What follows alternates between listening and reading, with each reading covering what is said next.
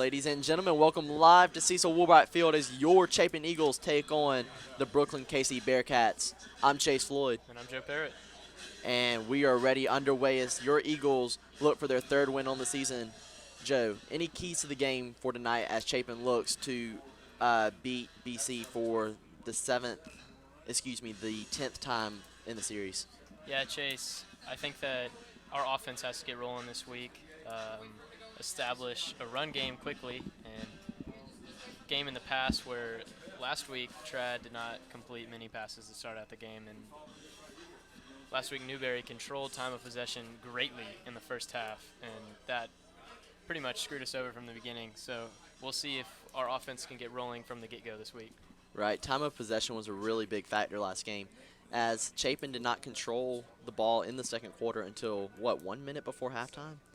It was something crazy like that. Yeah, there's 12 minutes in each quarter, and Newberry had the ball at least 9 minutes in that second quarter, the first 9 minutes of it.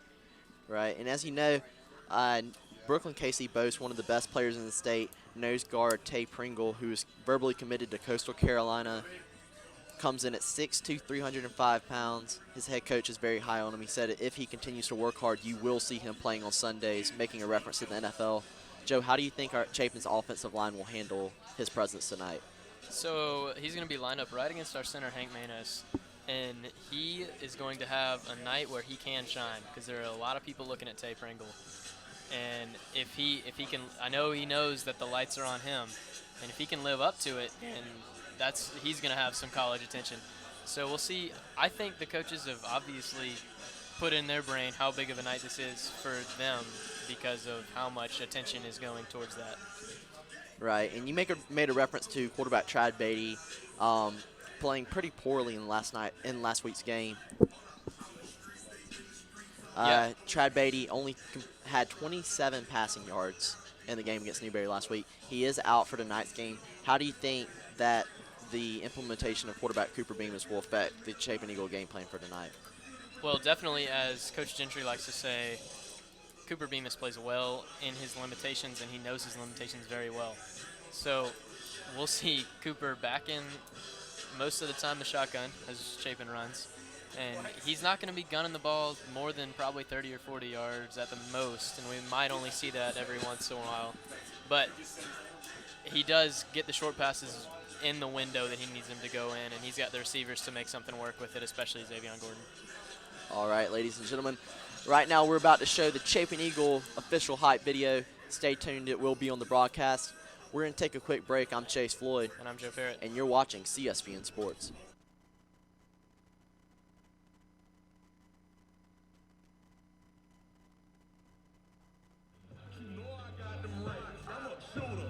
Shooter, I ain't never pay for that. Shout out, Young Money wanna sign it. My rap check is too violent.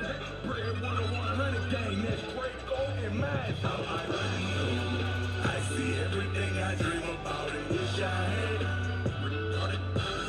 Out my window, I see everything I dream about and wish I had. Take it down, sign it, get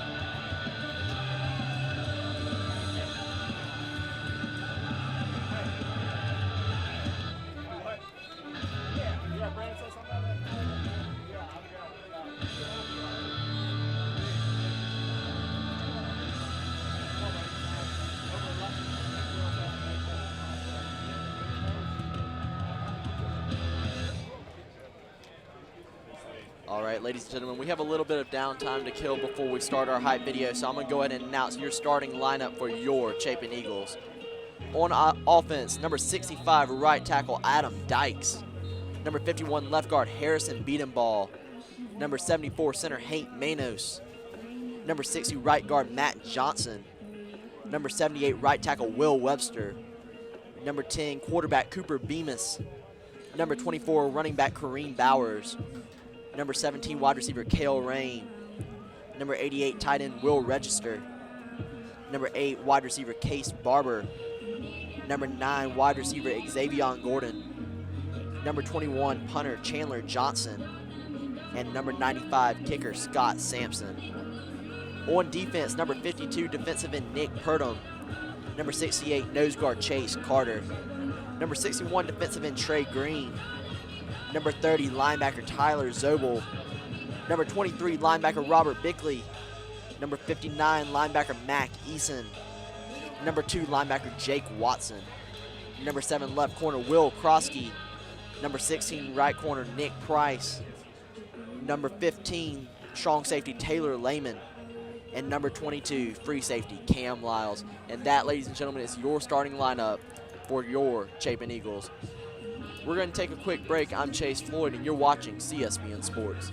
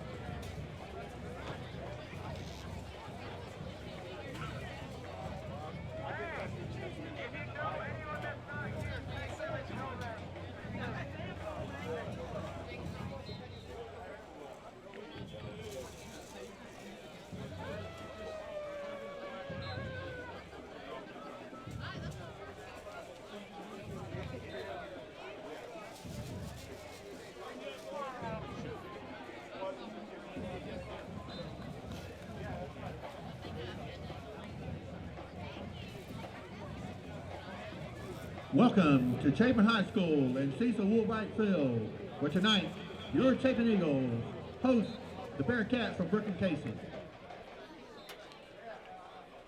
And now for your starting lineup. First for BC, left guard number 65, J.J. Odell. Left tackle number 71, Drell Moore. Center number 51, Rob Boyd.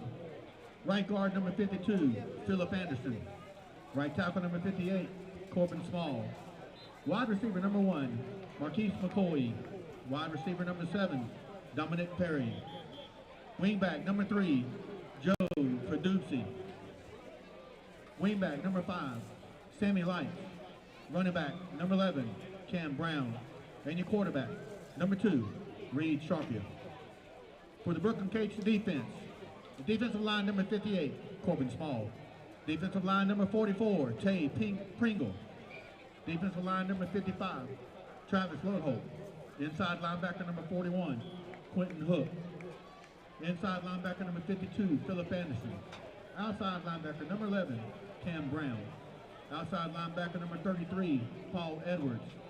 Free safety number 6, Raycron Williams. Strong safety number 5, Sammy Lights. Cornerback number 23, Mike Williams. Cornerback number 18, DeAndre Stevenson. That's your starting lineup for your BC Bearcats.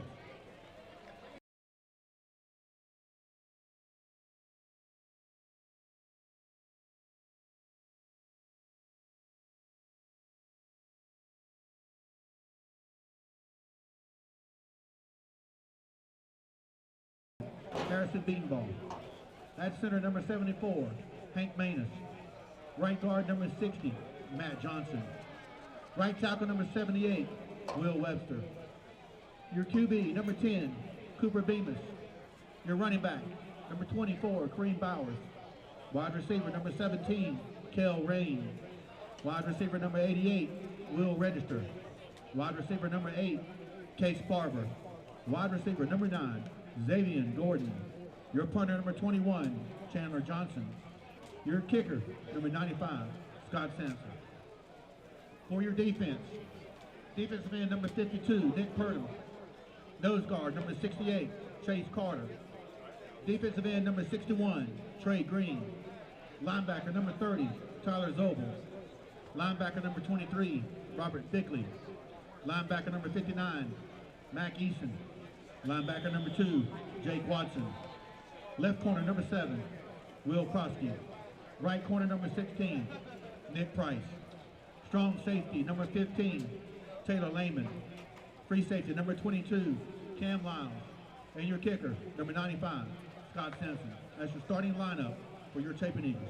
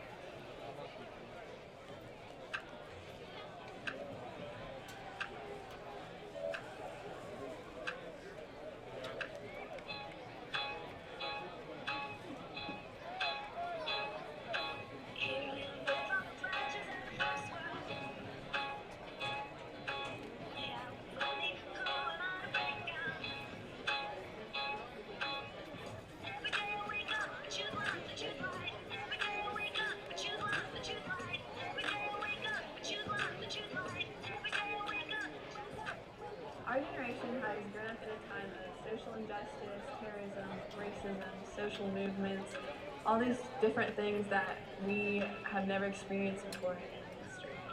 However, these issues will not define our generation. Our generation is unique. We're compassionate, talented, cultured, and diverse. The most important part is that we all believe in each other and support each other and our different talents.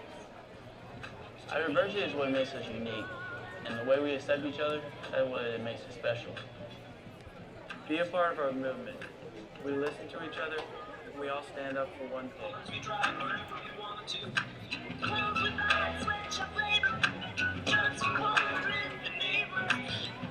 I love to sing the national anthem before the game with my whole teammates and hearing them behind me and in front of me just singing the national anthem.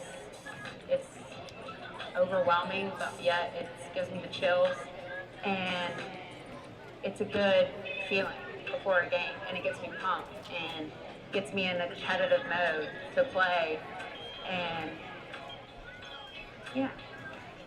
I value the ability to openly be a Christian in this country. I'm proud to stand for the national anthem because my dad and how he served along with many other brave women and those who continue to serve. So, I have dual citizenship, and I love the fact that this country allows you to have that ability.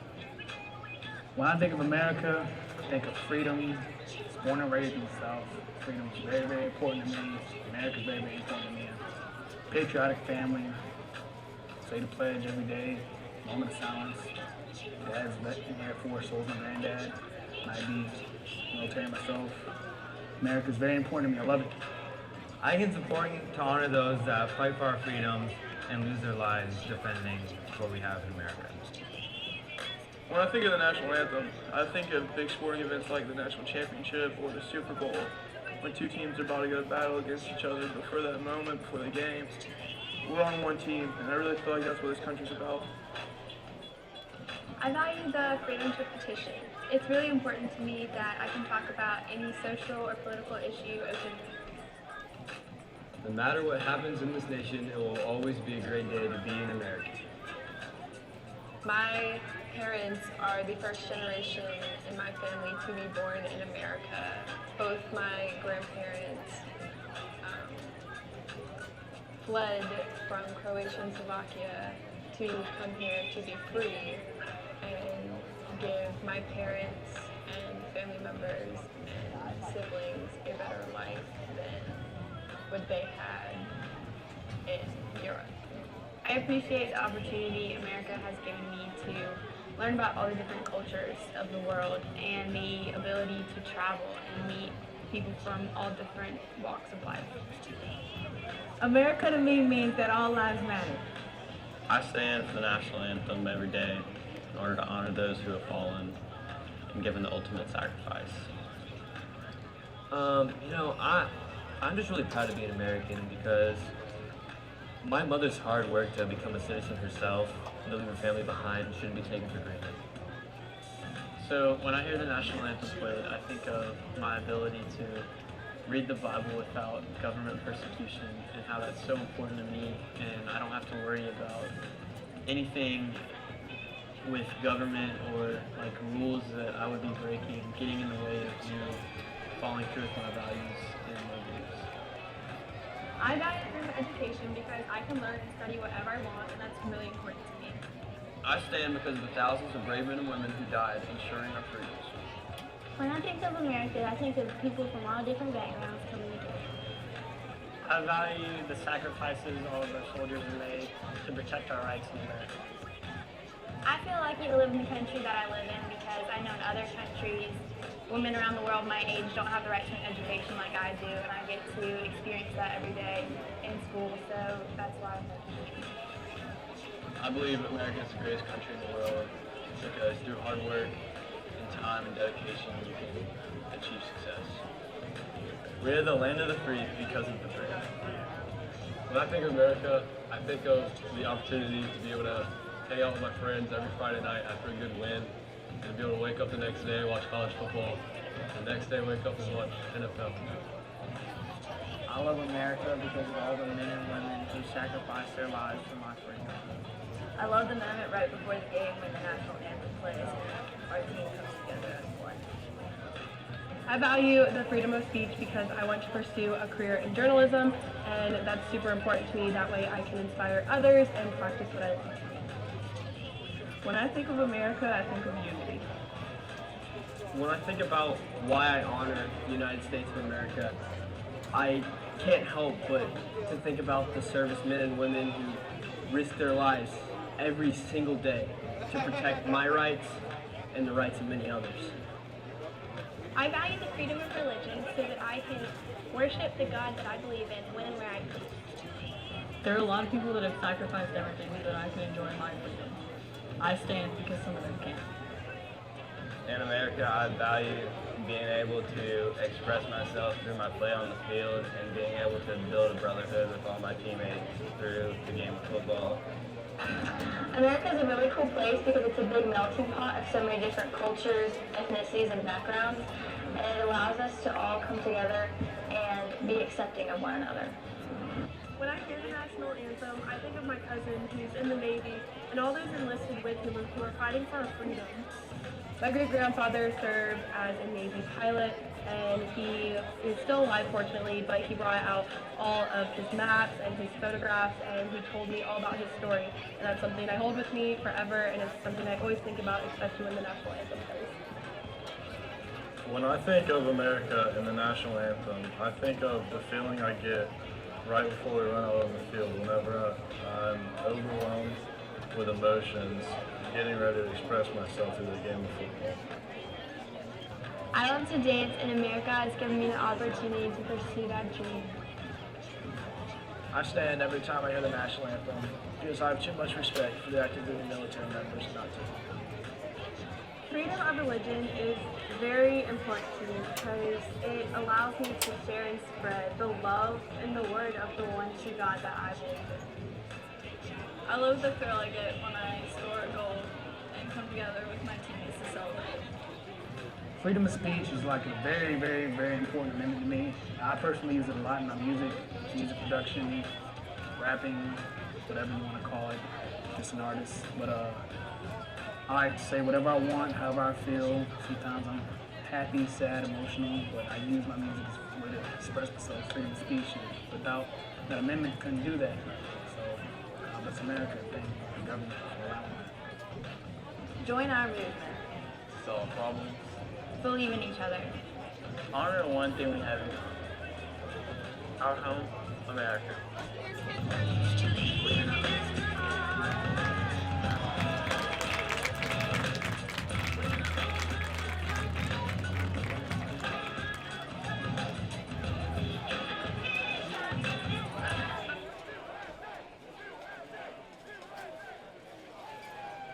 The game sponsor tonight is Wilson Insurance Group. A Wilson Insurance Group, a Hartford agent, specializing in personal, business, life, and health insurance. Call 803-345-1180 for how Wilson Insurance Group can help you.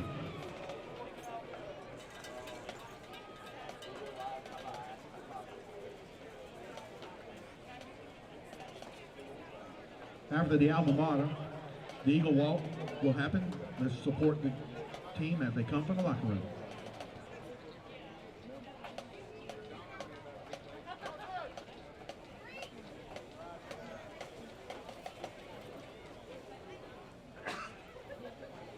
Ladies and gentlemen, if you would please stand for the invocation, the playing of the Star Spangled Banner, and Chapin Alma Mater by your Chapin High School Marching Band.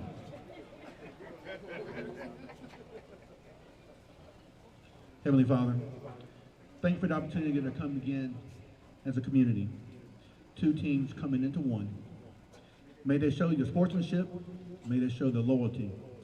May they play as winners, even in defeat. Thank you for the opportunity to express our opinions, to be Americans. Thank you for those who have sacrificed their lives for the freedoms that we get to enjoy. More importantly, may those that are lost find you to give them the ability to continue to enjoy the life and the freedom that you give us. In your name we pray. Amen.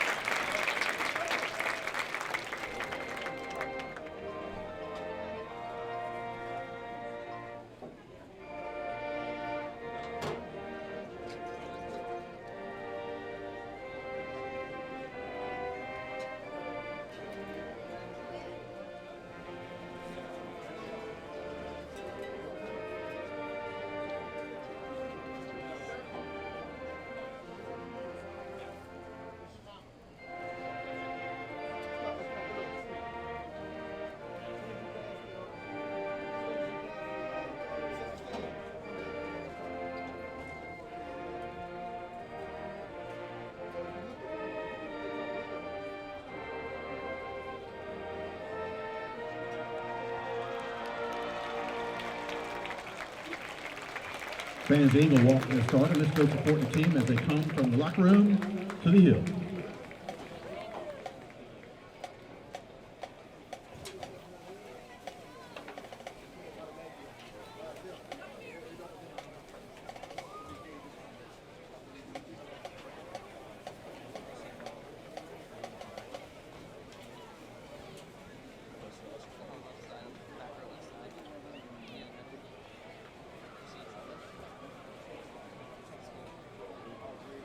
The Department of Athletics take great pride in the corporate partners that support the Eagles.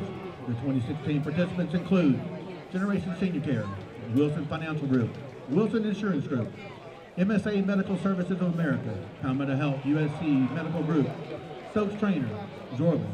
If you're interested in joining the growing list of partners, please contact the Booster Club.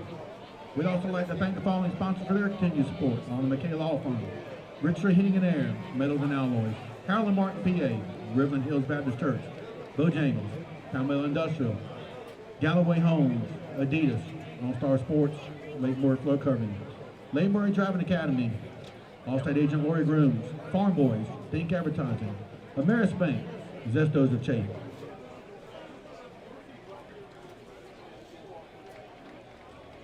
We also want to thank the 2016 banner sponsors: Laura Huggins, Chapin United Methodist Church, Chapin Fusion, Lake Murray Driving Academy, South Risk, Lake Murray Flow Covering, Zorbas, Fast Signs of Harvesting, Chapin Dental, Ham's Hardware Prosperity, Florida CPA, Lake Murray Tire, Collins and Wright, Generations, We Care, Wilson Financial, Stokes Trainer, Dick Smith Nissan, Daily Dentistry, Kelly's Cuisine, Palmetto Health, Richardson Heating and Air, Metz Plumbing, MSA, Palmetto Culligan, Farm Boys, Jacqueline Davis, Broader Automotive, and Craig Hewitt Photography.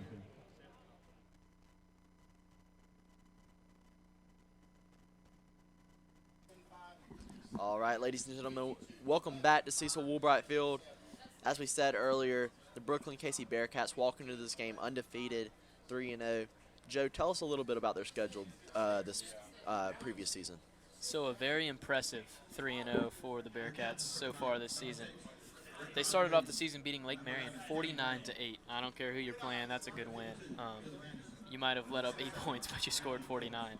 So then the next week they went on to a come-behind win against Airport, who's no one to mess around with. They've got a great quarterback in Brett Burnett and the Eagles. We'll see them later this season.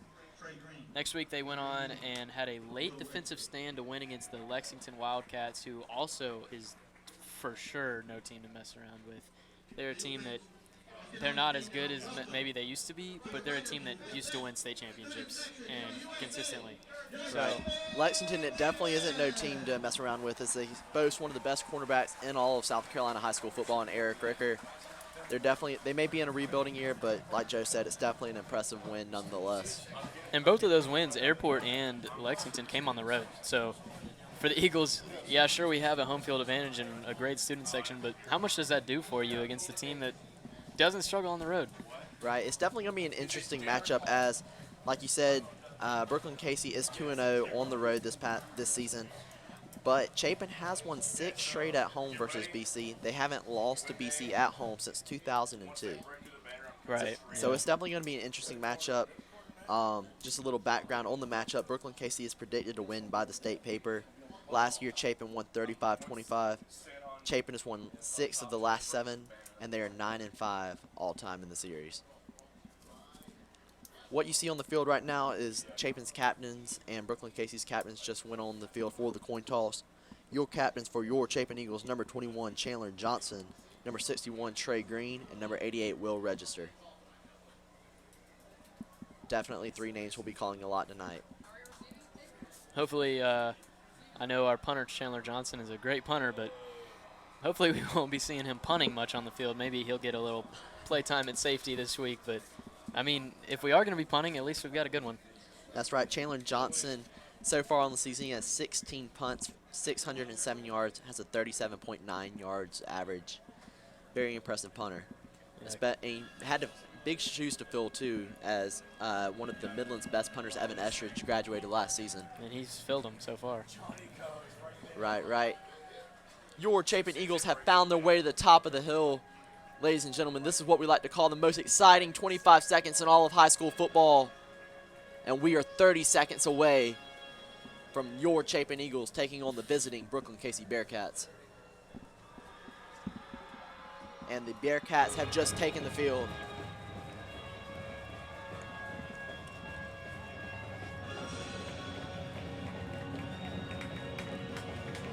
And here come the Eagles.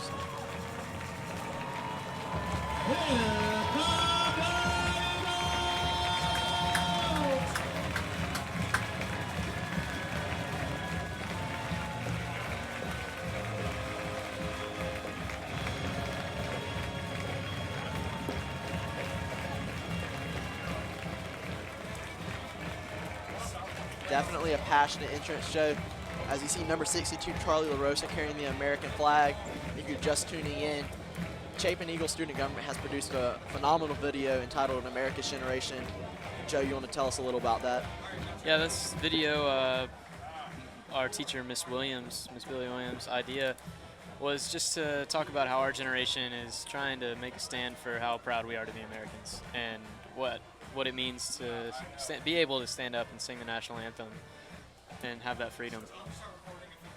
Maybe we should fly it out to San Francisco and show it to Mr. Colin Kaepernick, see if he'll stand for America's song. Wow, Chase, early.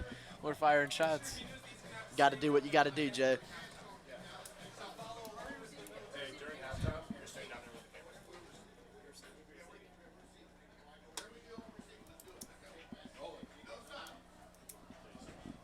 All right, and your Eagles are ready to receive the opening kick. Number 9, Xavier Gordon, and number 16, Nick Price, back to receive for your Eagles.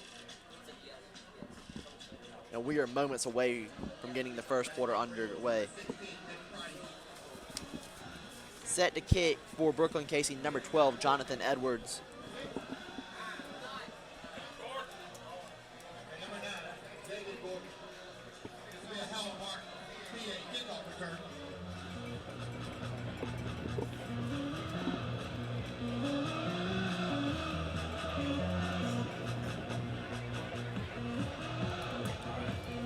We had a lot of success with special teams last game against Newberry. Nick Price had a phenomenal kick return last week for a touchdown. We'll see if we can keep some of that momentum going this week. And the ball is off. And it looks like Brookland Cayce will scrib it to number 58. Excuse me, number 59, Mac Eason. Yeah, that's a name we'll definitely be calling a lot tonight. Yeah, very heads-up play there by Mac Eason right off the bat. It looked like a squib kick or shank or something, and he happened to be looking that way and caught the ball and got down. Number 10, Cooper Bemis, lined up in the shotgun on 1st and 10. He's got 3 receivers to his left, 2 to his right, and nobody in a lone backfield. Number 24, Kareem Bowers, will motion into the backfield. Bemis is going to take the snap. He's looking to his left. He's going to air it out for number 88, Will Register, but it will be dropped, and that will bring up second down for the Eagles. Surprising to see there, Will Register pass go right through his hands as the Gamecock commit fails to pick up the first down there. And he's had a problem with this throughout the season. You look in the Irmo game, he dropped, 3 balls? I know he hasn't been targeting a lot this season, but he definitely hasn't made the most of his opportunities when he has had them. Number 10, Cooper Bemis, lined up in the shotgun once again. He's got number 24, Kareem Bowers, to his right. He's going to take the snap. He's going to hand it off to Bowers, who's going to pound it up the middle. He's going to make one defender miss, but he's going to be brought down for a short gain right around the Chapin 48-yard line. So producing gain of 3, 3rd and 7. And that will bring up 3rd and 7 for the Eagles.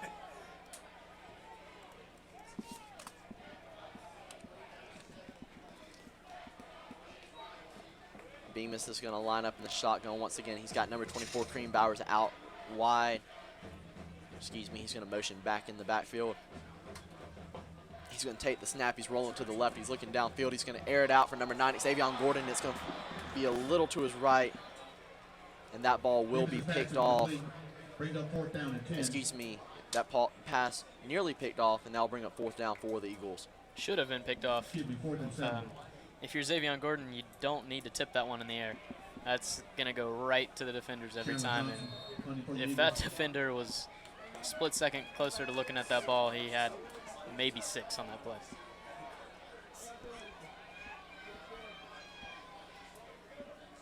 And right off the bat, we see our punter on the field. Number 21, Chandler Johnson, the man, the myth, the legend. He's going to punt it away.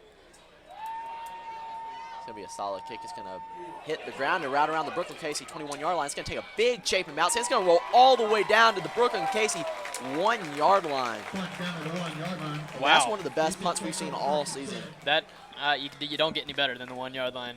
That's essentially, I'm saying you don't get any better than Chandler Johnson, but what do I know? There you go. We were talking him up in the pregame show, and he has definitely lived up to it so far. And so just like that, the Bearcats were on the field, 1st and 10 from their own 1-yard line. And also a happy birthday shout out to our punter, Chandler Johnson. He definitely delivered Chapin its own birthday gift right there.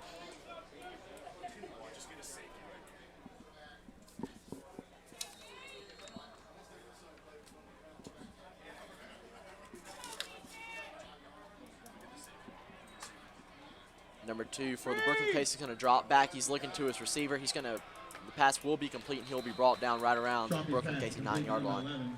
Cam Brown on the tackle, number 2. Different play calling there. I wouldn't expect to see a pass out of the shotgun at your own 1-yard line. Jake Watson, the number 59. With Chapin not having much pressure so far this season, it's a smart play call. The 10.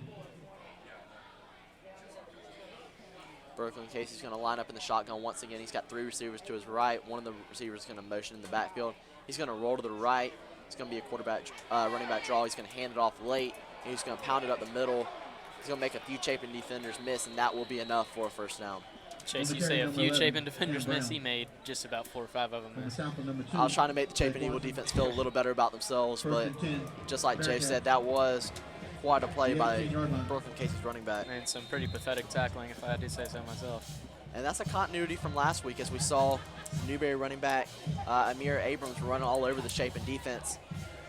Definitely don't want to see more of that tonight. Brookland Cayce is going to line up in the shotgun. They've got 2 receivers to the right, 3 to the left. 1 receiver is going to motion in the backfield. Quarterback's going to roll out to the right. He's looking downfield. He's going to air it out. This will be a long ball for number 1. Marquis McCoy, but coverage number 16, Nick Price, he was all over that play. Yeah, Chase, they don't even have to throw his way, and he makes a presence on the field. Marquis McCoy standing at 6 feet 5 inches, 205 pounds. That's a monster in the high school football league or college level. And when you get to the NFL, you start to see all of them about that size. But if he can learn to catch the ball a few more times, then he's going to be going somewhere. Brookland Cayce is going to line up in the shotgun once again. They're going to take the snap. They're going to hand off to the back. He's going to pound it up the middle. He's got a big hole. He's going to make a few Chapin Eagle defenders miss. But that ball's going to pop out. Now will be recovered by your Chapin Eagles. Recovered by number 2. Number 2, Jake Watson on the fumble recovery, and that will bring up 1st down for your Chapin Eagles. Fumble recovery. The Eagles take over 1st and 10 at the Bearcats 34-yard line. And your Eagles will take over 1st and 10 from the Bearcat 34. That strip by Taylor Lehman he just ripped it on out, and there was no hard hit to rip it out. He used his strength. And that's definitely reassuring for future Eagle seasons, as Lehman and Watson are both sophomores. They'll definitely be a presence in the Chapin Eagle football program for years to come. Bemis is going to hand it off to number 24, Kareem Bowers, but he's going to be stuffed right at the line of scrimmage. And he's going to be thrown down in the backfield by number 41, Quentin Hook. And there will be a flag on the play. Yeah, I think they after they blew the whistle, the defenders continued to throw him down on the ground. And this could put us in field goal range if we can't get a 1st down, you got to think.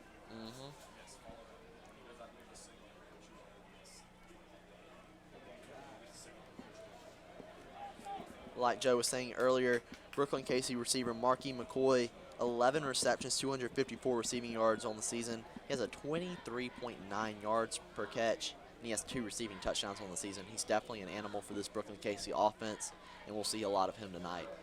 Yeah, I think the first drive of a football game for a team has a lot to say about what the game is going to look like. And if you're airing the ball out to him on the first drive, you know that that's going to be an often occurrence. But number 16, Nick Price, didn't shy away.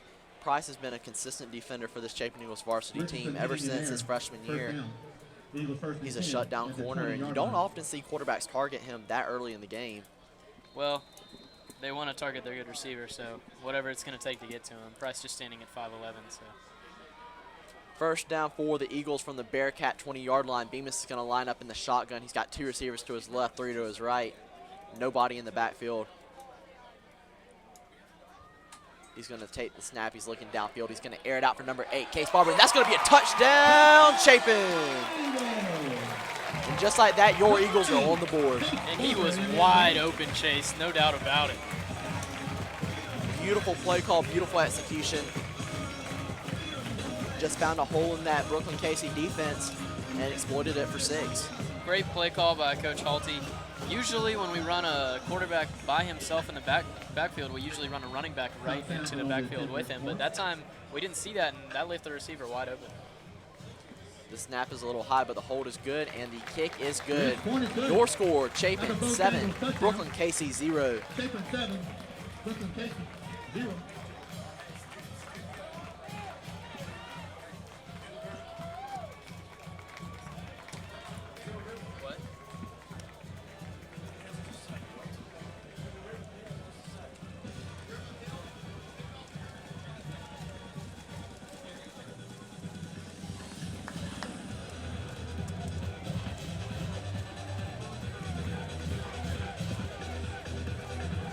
That was a Riverland Hills extra point. Just a reminder that that wasn't a Riverland Hills extra point. We appreciate Riverland Hills sponsorship all season. This will be an honor We to appreciate Cayce. their support of the Chapin Eagle Athletic Program.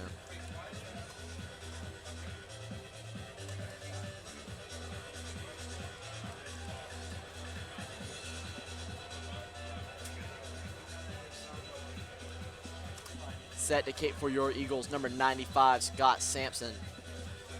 He's put a lot of kickoffs in the back of the end zone this season for the Eagles. He's a Chapin varsity soccer player, and he's got a booming leg.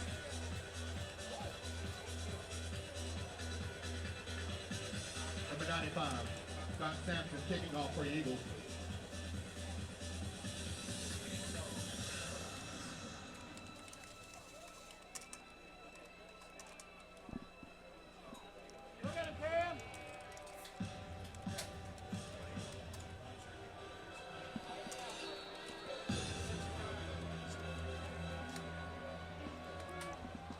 And the kick is off. It's going to bounce right around to the Brookland Cayce 1-yard line. It's going to be returned. Brookland Cayce is going to run in the back of their own blocker. He's going to be brought down by number 34, James Wells. Mike Williams. On the tackle for the Eagles, number 34, James Wells. And that will bring up 1st and 10 for this Brookland Cayce offense. Also, Tyler Vogel, number 30 on the tackle. BC takes over 1st and 10 at the 22-yard line. That was a think advertisement. Kickoff.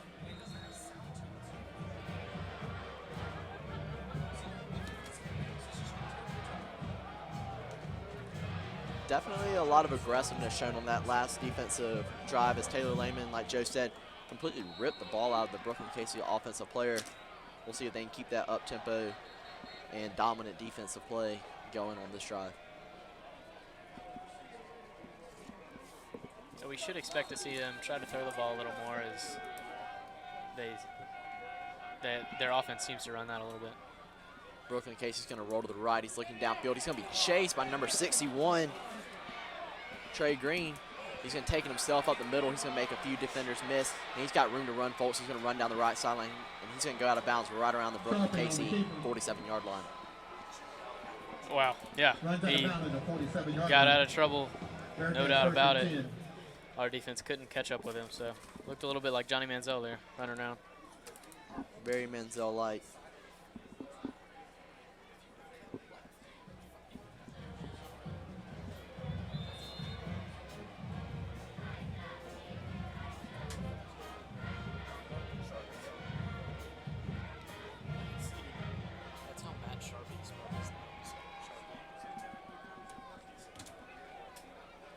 Number 2, Reed Sharpie at quarterback for the Bearcats. He's going to line up in the shotgun on 1st and 10. He's going to hand it off to his receiver who goes in motion. He's going to juke out number 23, Robert Bickley, and he's going to have enough for a 1st down. You don't see Robert Bickley get juked out very often, as he's been one of the most consistent players on the Chapin Eagles defense all season. Yeah, definitely. He's been consistent and then some for the Eagles this season. So to see him miss one there, he'll get it next time. But we can't have many plays like that against this Brookland Cayce offense, who will put up many points if we let them. Sharpie's going to line up in the shotgun. He's looking to the Brookland Cayce sideline on 1st and 10. He's got one back in the backfield. He's going to take it. He's looking to the right sideline. He's going to air it out for number 1, Marquis. Sharpie's pass is complete to number 1, McCoy. Marquise McCoy. And he's going to be brought down by number 30, Tyler Zobel. Gain of 6, 2nd and 4. The Eagles 36-yard line.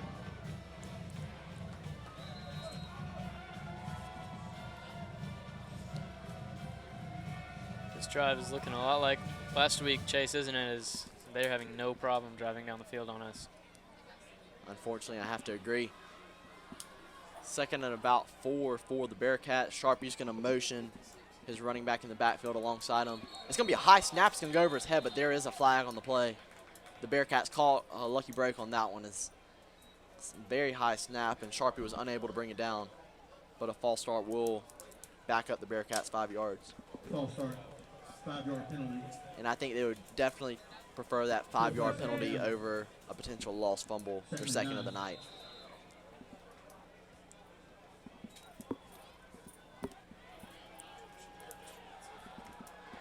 Sharpie's going to line up alone in the backfield.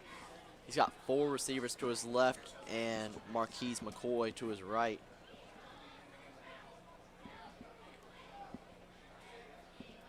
Number 5, Sammy Light's going to motion. Sharpie's looking downfield. He's going to take it for himself, and he's going to slide right around the Chapin Eagle 33-yard line. He's going to get a late hit, but there will be no flag thrown on the play. Brings up 3rd down. Yeah, that was Mac Eason that went in for the hit while he was sliding, but he was going for that hit before he was sliding, so the Brookland Cayce fans definitely wanted a call there, but they didn't get it.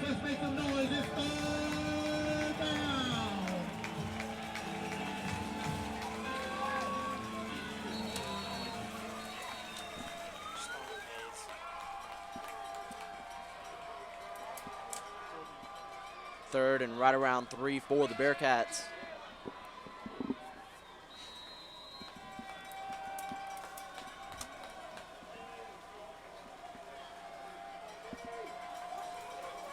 Sharpie's going to have 4 receivers to his right and 1 lone receiver to his left. Seems like there's a little bit of miscommunication in the Bearcat backfield. Sharpie's going to take the snap. He's going to screen it out right, and the receiver will catch it. That is number 3, Joe Podberski. But there is a flag on the play. Joe producing. Flag on the play. Yeah, usually when a flag comes in while the runner's running, you're going to see a call like holding or clipping, so we'll see what the call is here.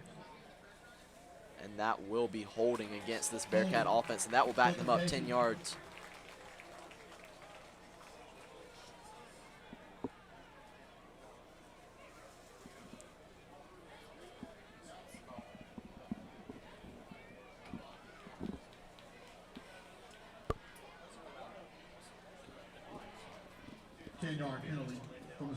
Definitely looks like Sharpie's having a little bit of trouble communicating with this Brookland Cayce sideline, as he has been visibly frustrated on multiple plays, as he looks like he cannot understand the play call, cannot hear it, one or the other, but either way, looks like he's having some difficulty making sure that his players and his offense are ready to go.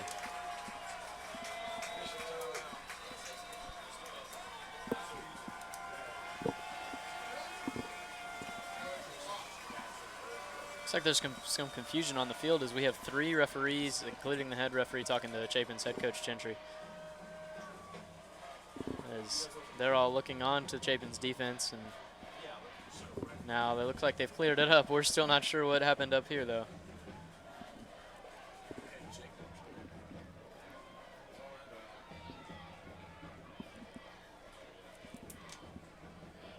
Yeah, Chase, definitely. We've seen some inconsistency with how Brookland Cayce has called in their plays. We've seen them all look over to the sideline. We've also seen them look to the quarterback, and we've seen them huddle up. So No doubt they know how to call plays because they put up some points, but we have seen some confusion so far today. Sharpie's going to line up in the shotgun once again. He's got number 5, Sammy Lights, going in motion to the left side. He's going to take the snap. He's going to hand it off to number 11, Cam Brown. He's going to bounce it up the right sideline, but he will be brought down short of the first down marker. Pushed out of bounds by number 59, Mac Eason, the transfer from Irmo High School. And that will bring up 4th and long for this Brookland Cayce offense. Great hustle play there by Mac Eason to catch up with the runner and push him out of bounds. And it looks like Sharpie will go for it on 4th down. He's going to line up with a lone backfield. He's got 3 receivers to his left, 2 to his right. On his right, number 1, the star receiver, Marquis McCoy.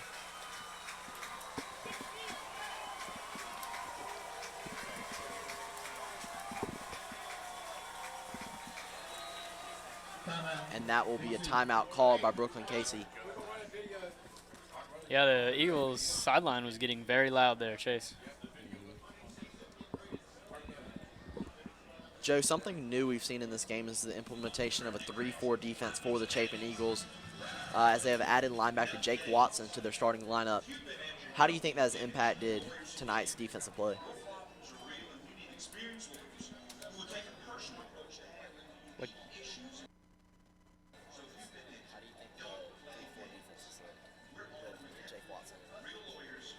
So, yeah, we haven't seen that so far this season with 4 linebackers starting in the game. And I think that might be something to implement with we couldn't stop the run game last week.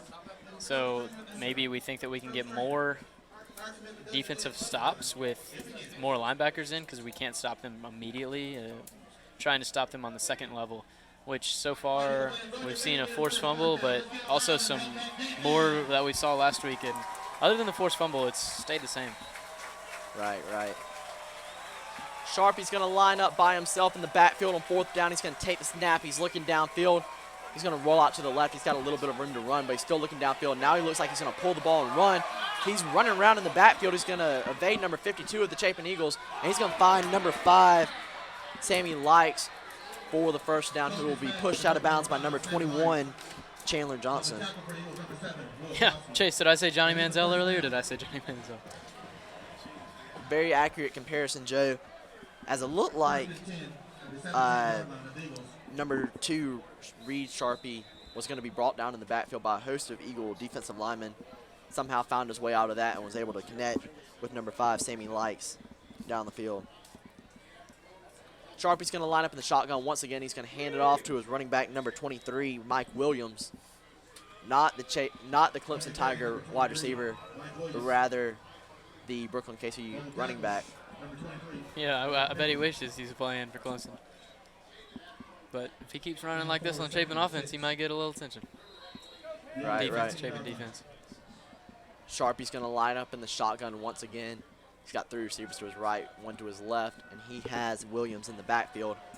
He's going to hand it off to Williams. He's going to pound it up the middle, but he's going to be brought down right around the line of scrimmage by number 61, Trey Green. Someone on the defensive line we haven't seen so far this year due to injuries is Nick Edenfield, number 72, playing nose guard, looks like right now. So we'll see if he can make something work on his first week back. And it is 3rd and short for the Brookland Cayce offense. They're going to run the hammer formation. Excuse me, the hammer formation, just in a little bit different variant than the Eagles are used to seeing. But there will be a flag on the play. And that will bat the Bearcats up by 5 yards as it is a false start. And as we saw the hammer formation come onto the field for the Bearcats, we saw number 88 will register, number 74 Hank Manos, and number 51 Harrison Beatonball. All offensive linemen except for Will Register at tight end come in to stop that run up front. Right. Definitely, they've seen the hammer being exploited against this Chapin Eagle defense for the rest of the season. They decided to throw in a little bit of bulk. As, for example, Will Register stands at 6'5", 245 pounds. He's a big dude, very strong and very agile.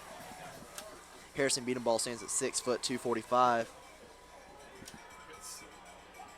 Sharpie's going to line up in the shotgun once again. He's got 1 receiver to his left. He's going to Handed off to number 23, Mike Williams, who's looking downfield for a pass, but he's going to make one Eagle defender miss. And he's going to be brought down to the backfield by number 61, Trey Green. What a play by Trey Green. What a hit. Yeah, he showed a lot of awareness on that play. Wasn't going to let Sharpie get around him on that play. No, I thought we were about to see some of the same with them getting around our defenders and wiggling around, seeing what they could make work. But all of a sudden, Trey Green comes out of nowhere and knocks his helmet off just about. And so with that, that's 4th down for the Bearcats. They are set to kick a field goal. Their kicker is number 15, Noah Scott. Snap is good, the hold is good, and the kick is good. Your score with 3:31 remaining in the first quarter, Chapin 7, Brookland Cayce 3. Just a great kick by Brookland Cayce. Beautiful execution. It was a fairly long kick for high school kickers, but he put it straight through the uprights and has finally now the undefeated Bearcats on the board. Yeah, certainly something we haven't seen so far is watching the Eagles play is a field goal made. So that's impressive to watch a field goal get made from, where did he kick it from, about the 30-yard line? Something around there. So from the 30-yard line, add 10 yards for the end zone, right around a 40, 45-yard kick.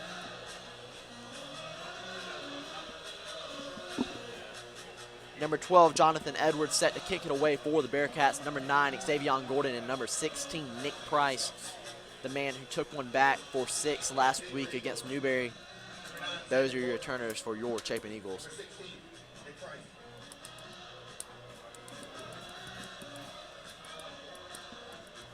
Last kick, we saw a squib kick right up the middle, so we'll see if they elect to kick it to our playmakers back deep or kick it short again. Well, what we saw last week is they started to kick it not quite as short as Brookland Cayce did on their first kick, but definitely to that second or third line, so they wouldn't have to put it back there with Nick Price and Xavier. That's what they're going to do now. They're going to kick it right to number 24, Kareem Bowers, who will take it to the Chapin 38-yard line. And even then, they kicked it right to Kareem Bowers, a running back who can make something work. So if he would have had a little more room there, I'm sure he could have taken it to the house, certainly. Bowers has been a shifty and really athletic playmaker for the Chapin Eagles offense. Hasn't really started throughout his tenure here at Chapin High School, but he has been involved ever since he was a true freshman. Bemis is going to line up in the shotgun once again. He's got Bowers to his right, 2 receivers to his left, and he has 1 receiver, number 17, Kale Rain, to his right. 1st and 10 for the Eagles. Bemis is going to take the snap. He's going to fake it to Bowers, and he's going to air it out for number 88, Will Register. That ball's going to be tipped up in the air. There is a flag on the play. I think we might see a pass interference call here. As there's a lot of touching on that last play. Even if, forget the pass, Tay Pringle, definitely something to worry about for the Eagles, because he burst through the line there without any hesitation. And I think that was the call of holding, because either our quarterback was going to get nailed or they were going to have a holding call. So I'm sure we'd rather have a healthy quarterback. Bemis is going to line up in the shotgun once again. He's got Bowers in the backfield. He's got 2 receivers to his right, 2 to his left. He's going to take the snap. He's going to air it out for number 17, Kale Rain. He's going to be brought down by a Brookland Cayce defender right around the Chapin Eagle 44-yard line. Brought down by number 23, Mike Williams. Yeah, certainly a lot more players on the Eagles sideline than the Brookland Cayce sideline, so Mike Williams, just one of the players so far we've seen playing both ways. Bemis is lined up in the shotgun. He's going to take the snap. He's going to pitch it to number 16, Nick Price. Yeah, number 16, Nick Price coming in on offense. Speaking of players playing both ways. There you go. Price is definitely a shifty, very quick playmaker. But when the offensive line can't make any holes for him, I don't think any running back could get anything working. We saw a lot of good production, even though last week was a pretty ugly game for the Chapin Eagles offense out of number 8, Cayce Barber. He had 9 rushing attempts for 48 yards. Bemis is going to take the snap. He's going to run in the hammer formation. He's got Register out to block for him.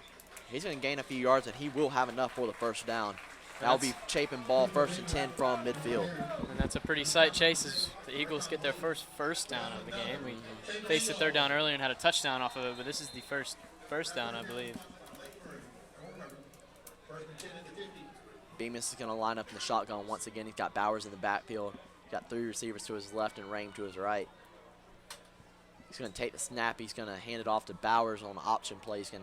Bowers is going to take it up the middle, but it looks like his offensive line didn't give him much of luck as he'll be stuffed for right around a 2-yard gain. And they didn't throw a flag there with Chase, but we saw again after the whistle was blown them throw our running back on the ground. Looks like their coaches might be telling them to play through the whistle. I don't know that for sure, but they certainly are playing through the whistle. Bemis is going to line up in the shotgun once again. He's going to take the snap. He's looking downfield. He's going to air it out for number 8, Cayce Barber. And it's going to go right through the Brookland Cayce defender's arms, and that will be a completed pass for a Chapin Eagle 1st down. Very good catch by Cayce Barber in concentration to look that ball into his eyes and make sure that it was caught. And solid coverage by the Brookland Cayce secondary, as it was mere luck that that ball did not get picked off. But, hey, we'll take luck every day of the week. So that's going to be a 1st and 10 for the Chapin Eagle offense. Beams is going to line up in the shotgun. He's got Bowers in the backfield. Rain to his right. Barber and Gordon to his left. Bemis is going to take the snap. He's looking to the right sideline. He doesn't like what he sees, so he's going to take off running down the right sideline. He's going to stiff arm one Brookland Cayce defender, and he's going to go out of bounds right around the Brookland Cayce 35-yard line. Good heads-up play by quarterback Bemis there as he saw an opening and took it as all his receivers were covered downfield. An interesting note about Bemis, he has a passing touchdown, a rushing touchdown, a receiving touchdown, and a punt return touchdown all this season. He's been everywhere, all over the field for the Eagles, and we're lucky to have him on our offensive team. Bemis is going to take the snap in the shotgun formation. He's going to fake it to Bowers. He's going to screen it out to number 8, Cayce Barber. Yeah, who's going to have enough for a Chapin Eagle 1st down. Awesome play, awesome blocking by number 9, Xavion Gordon, but Cayce Barber, a name that we're usually calling as a running back, but so far a touchdown. That's his 3rd reception, I think, so far, and he got a touchdown out of it and 2 first downs. So a very productive player at wide receiver we've seen so far. It's interesting to see how much the Chapin Eagle offensive positions interplay with each other, as the injury to quarterback Trad Beatty has really thrown players into positions that they usually don't play. As Cooper Bemis, normally a wide receiver, has transitioned to quarterback. Cayce Barber, normally a running back, has transitioned to wide receiver. We're lucky to have so many players that can play so many positions on this Chapin Eagle offense. Definitely, and that was a big question mark coming in today, is who was going to start on as running back, because Cayce got moved to receiver because of Cooper moving to quarterback. And we've seen Kareem take just about all the snaps except for the one that Nick Price came in and took. So Nick has made one play that should have been a tackle for a loss, be a couple of yards, but so far nothing spectacular. A name we haven't called this game so far tonight from the running game, number 4, Mark Shealy, started off as a starter at running back for the Eagles. Hasn't had a single carry tonight. I believe he didn't have a carry last week against Newberry. No, I don't think he did. As the Eagles take a timeout here to figure out what they're doing. Joe was right earlier. Cayce Barber has 3 catches for 33 yards. And like we said earlier, last week he had 9 rushing attempts for 48 yards, no catches, so a tale of 2 games. Right, and certainly something moving forward if we do put him in the backfield as a running back that can catch the ball. And that's something that colleges look for too, Chase. Very true. 1st and 15 for the Eagles from Brookland Cayce's 23-yard line. The Eagles were backed up 5 yards for a false start penalty on 1st down. Bemis is going to line up in the shotgun. He's got Bowers in the backfield. He's going to take the snap. Bowers is going to go out to block. Bemis is looking to the right sideline. He's going to air it out for number 17, Cale Rain, who's going to take a diving catch, and that will bring up a 2nd and short for the Eagles from the Brookland Cayce 14-yard line. Awesome concentration to look that ball in and get 2 feet inbounds, it looked like.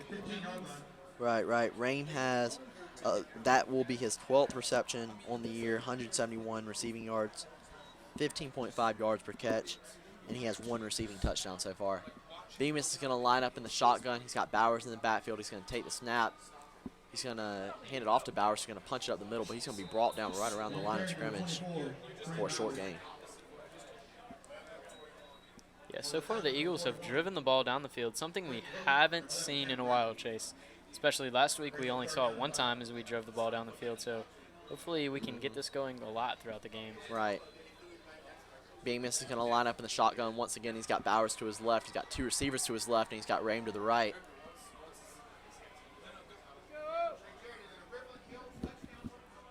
Is this the first quarter we've led at the end? He's looking to his left. He's going to air it out for number 8, Cayce Barber, and that will be a touchdown, Chapin. Your score, Chapin 13, Brookland Cayce 3. Just beautiful play call, beautiful execution. That's Cayce Barber's 4th reception on the night and his 2nd receiving touchdown. Yeah, wow, what a night so far. We're not even done with the first quarter. Can't imagine what the rest of the night's going to look like for Cayce Barber. He was wide open once again as he just got around that Brookland Cayce defender. Bemis really likes Barber's matchup on the Brookland Cayce corner as Barber has been beating him all night. The snap on the extra point is good, the hold is good, and the kick is good. And your Eagles lead with 4 seconds remaining in the first quarter. Chapin 14, Brookland Cayce 3.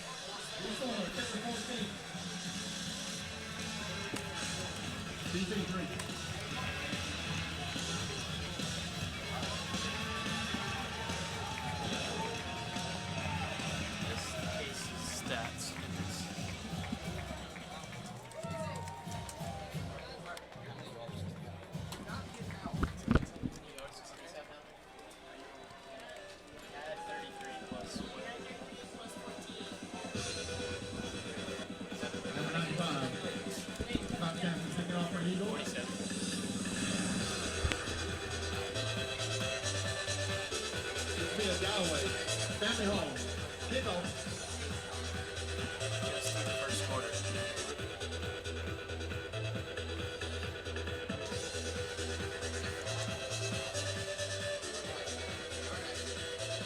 As the Eagles prepare to kick this ball off, they will, as normal, fake an onside kick here.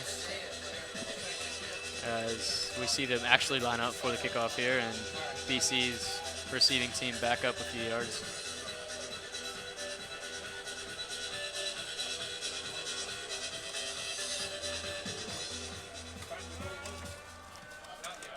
And a booming kick by kicker Scott Sampson to the 1-yard line, and it is muffed at first, but taken out of the end zone, and the ball is on the ground at the 25-yard line. We'll see who comes out with it. Looked like a big hit by number 34, James Wells. Definitely, and the ball looks like it's recovered by Brookland Cayce. You got to like the passion that you see on the Chapin Eagles defense tonight and Yeah. special teams. So they've been hitting hard all night, something that was missing last week against Newberry. And I know something the coaches have been nailing them with this week is that Chase, they haven't won since the playoffs of last year in the stadium. Right. And just like that, that is the end of the first quarter. Your score, Chapin 14, Brookland Cayce 3. We're going to take a quick break. I'm Chase Floyd. And I'm Joe Parrott. And you're watching CSPN Sports.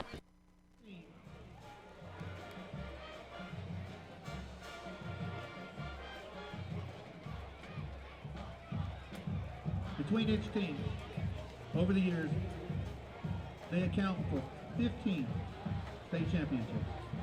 First, boys soccer, their 3rd state championship.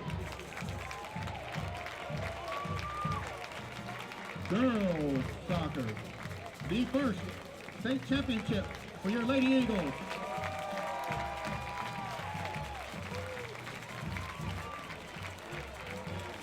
And the 11th state championship for your Chapin Cheer.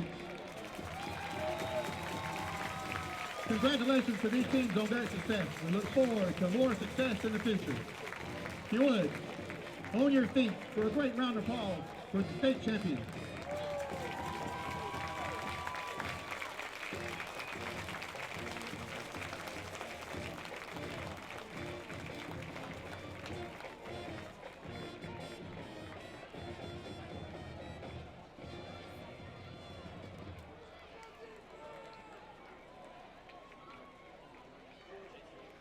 BC takes over 1st and 10 at the 25-yard line.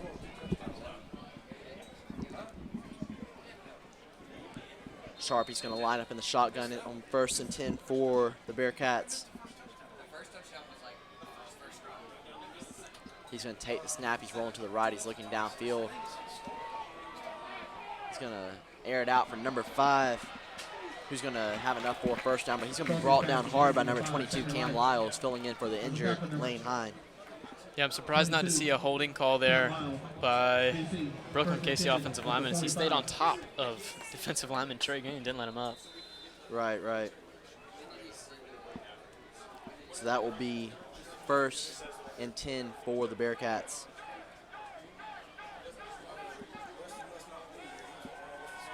Sharpie's going to line up in the shotgun once again. He's got 3 receivers to his right, 2 to his left. He's going to look to the left. He's going to screen it out wide. He's going to be hit hard right at the line of scrimmage on 1st down. That was another big hit by Trey Green. He was initially wrapped up by number 2, Jake Watson, but Trey came out of nowhere and knocked him out almost. Great to see them hitting hard with lots of passion, like you said early, Chase. Right. So 2nd and 9 for the Bearcats.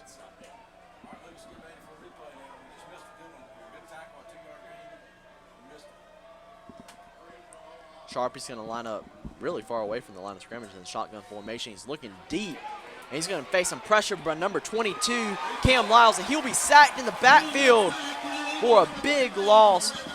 Excuse me, number 23, Robert Bickley. Yeah, Bickley, like we said earlier, we don't see him get juked out often. Quarterback Sharpie tried to escape him there, but he was having none of it and caught up immediately. And wow, great tackle, great sack, great tackle for loss by linebacker Robert Bickley. It is 3rd and long for the Bearcats as Sharpie rolled way back.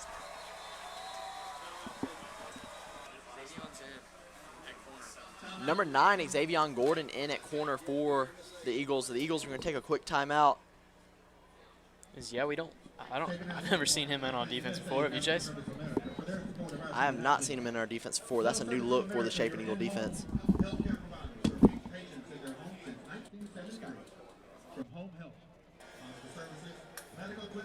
As we're going to take a quick break here, I'm Joe Parrott, and you're watching CSPN Sports. Looking for great food selection or one of the best pizzas around? Or instead of just watching your local football team play, visit Zorba's of Chapin. Anna McKay, Lord you should know, Lord you should trust. Make Anna McKay your first and only call. Richardson Heating and Air, keeping your home and business comfortable for over 34 years. Harold & Martin, PA, and the need for a great law firm. Visit Harold & Martin, PA, the Midland's hometown law firm located in Chapin. And welcome back, Eagle fans, as we see our defense take the field on 3rd and very long. It's like 3rd and 25 yards to go from the line of scrimmage as we see Xavier Gordon, receiver for the Eagles, come in at cornerback and immediately come through, and he trips up the receiver but gets past him and on to about the 40-yard line. Looks like somebody about 4th and 16 or 17 yards to go. So we should see Brookland Cayce's punt team come out, but we're not. They could go for it. Quick score update for you. Dreer and Calhoun County are tied 14-14 with 2:46 remaining in the first quarter. Dreer leads Chapin's region, which is 4A Region 5. Dreer is 3-0, and they're playing Calhoun County tonight, like I said, who is also 3-0 on the season. Definitely an interesting game. Brookland Cayce is going to punt it away. It's going to go a little to the right side, but it's going to fall right in the arms of number 9, Xavier Gordon, who's going to spin off one Brookland Cayce defender, but he's going to be brought down right around the Brookland Cayce 23-yard line. Great tackle there by number 11. That he focused in on him and got his legs, and there was no getting away from that for Xavier. That was number 11, Cam Brown, who has been playing offense, defense, and special teams. Like we were talking about earlier, Brookland Cayce doesn't have many players on their roster. They've been playing a lot of guys both ways. And we've seen that a lot tonight for the Chapin Eagle offense too, as like Joe was saying earlier, Xavier Gordon making his way on defense, Nick Price making his way on offense. Yeah, that's something that's going to come naturally, Chase, with 4 starters being out. And when they get healthy, this Eagle team can be dangerous. Bemis is going to line up in the shotgun on 1st and 10. He's got 3 to his right, 2 to his left. He's going to take the snap. He's going to face some immediate pressure. He's going to be he's going to have the ball forced out of his hands by Brookland Cayce off defensive lineman. And that's going to be a fumble by number 10, Cooper Bemis. And that's going to be recovered by number 11, Cam Brown, for the Bearcats. And that will be 1st and 10 for Brookland Cayce. Yeah, Chase, I don't know. That looked like a forward pass to me, but apparently it didn't to the referees, who were a lot closer than me. What do we know?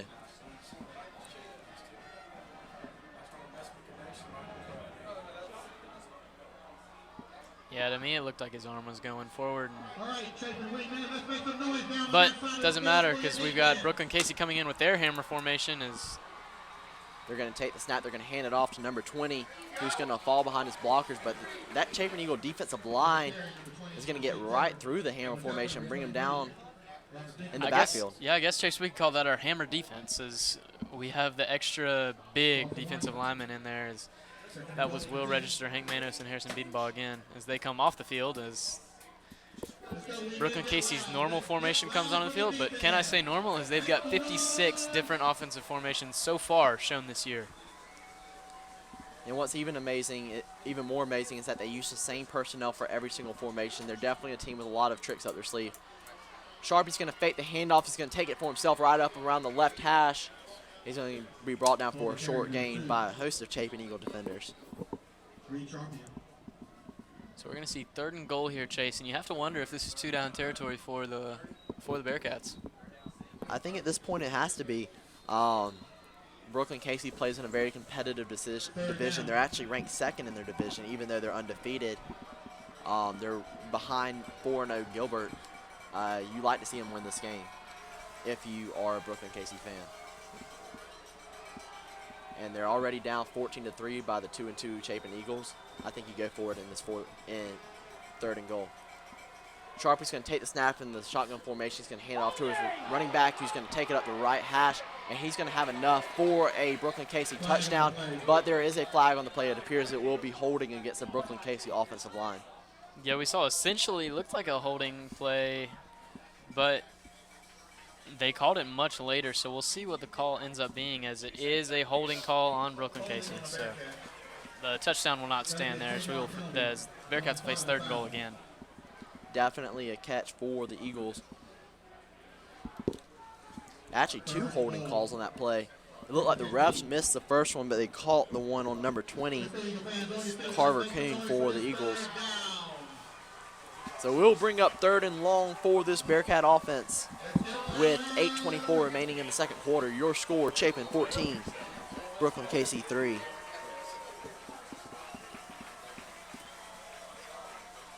Sharpie's going to line up in the shotgun. He's got 2 receivers to his left, 2 to his right. He's going to take the snap. He's rolling to the left. He's looking downfield. He's going to air it out for the end zone. That pass will be completed in the end zone by number 5, Sammy Likes. But there is a flag on the play. And I saw another holding there, but we'll see what the call is, as I couldn't tell which Chapin defender it was, but he was right up against the quarterback and, again, got held. Number 5, Sammy Likes, like we were saying earlier, another player that plays both ways for this Brookland Cayce offense. He plays wide receiver. We've called his name on a couple of receptions tonight. He also leads the Midlands in interceptions. Has 3 interceptions on the year for this Brookland Cayce defense. Yeah, we've seen this twice now for Brookland Cayce, as they've gone into our 10-yard line and then got backed out of it and had to kick a field goal. So we'll see. I mean, certainly they wouldn't go for it on 4th and 15 to go to the goal line. They would probably send their field goal kicker out there. But if they can get some yards here, which if it keeps going like it is, they won't. And that will be a legal formation against the Bearcats? I guess so. Because that flag was not thrown before the snap, or else the play would have been rendered dead.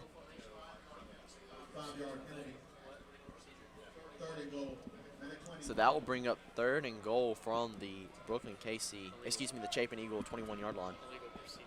Update on that last penalty, it was a legal procedure.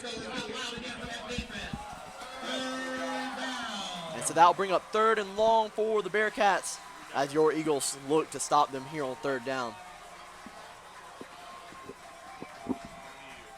Sharpie's going to line up in the shotgun all by himself. He's got 3 receivers to his left and number 1, Marquise McCoy, to his right.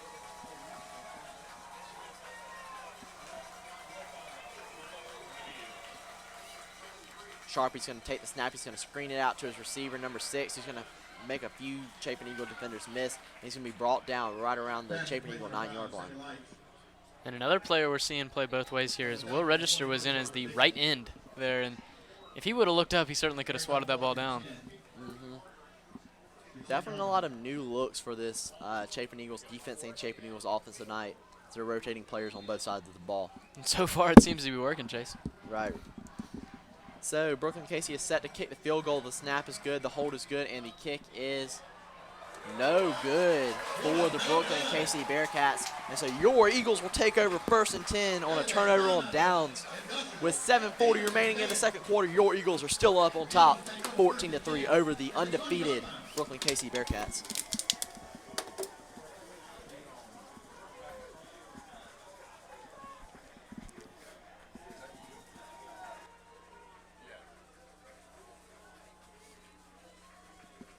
Is that Mac that got a hand on it, maybe? It looks like number 59, Mac Eason, may have gotten a hand on that last field goal attempt. Regardless, the field goal is no good, and the Brookland Cayce Bearcats will take a timeout. We're going to take a quick timeout as well. I'm Chase Floyd. And I'm Joe Parrott. And you're watching CSBN Sports. Activities that provide fellowship and an opportunity to become fully developing follow Christ. Pamela Industrial, your turnkey provider for all kinds of industrial cleaning services. Visit PamelaIndustrial.com for all your services provided by Pamela Industrial. Bojangles, there's no better way to brighten someone's day than with Bojangles' famous chicken and business. Visit your Bojangles located in Chapin. Galloway Family Custom Homes, if you're looking to build a new home or remodel, no need to look national builders. Call Galloway Family Custom Homes, your local builder in the Chapin area. Thank you for our support of our student athletes.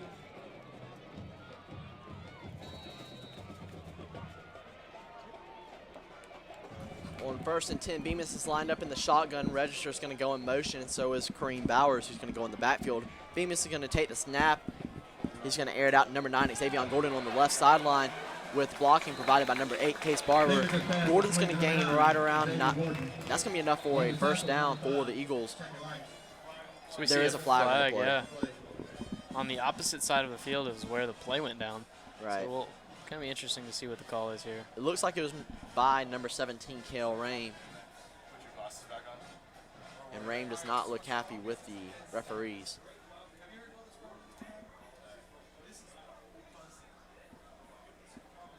Referees are still conferring. Make sure you comment in our YouTube live chat or tweet us at Chapin Sportsnet. Let us know where you're watching from and who you're watching with. We appreciate your support throughout the season, and we hope you enjoy tonight's broadcast. 5-yard penalty. Replay 1st down. 15. So that's going to back Chapin up a substantial amount, and that'll bring up 1st and 15 for the Eagles.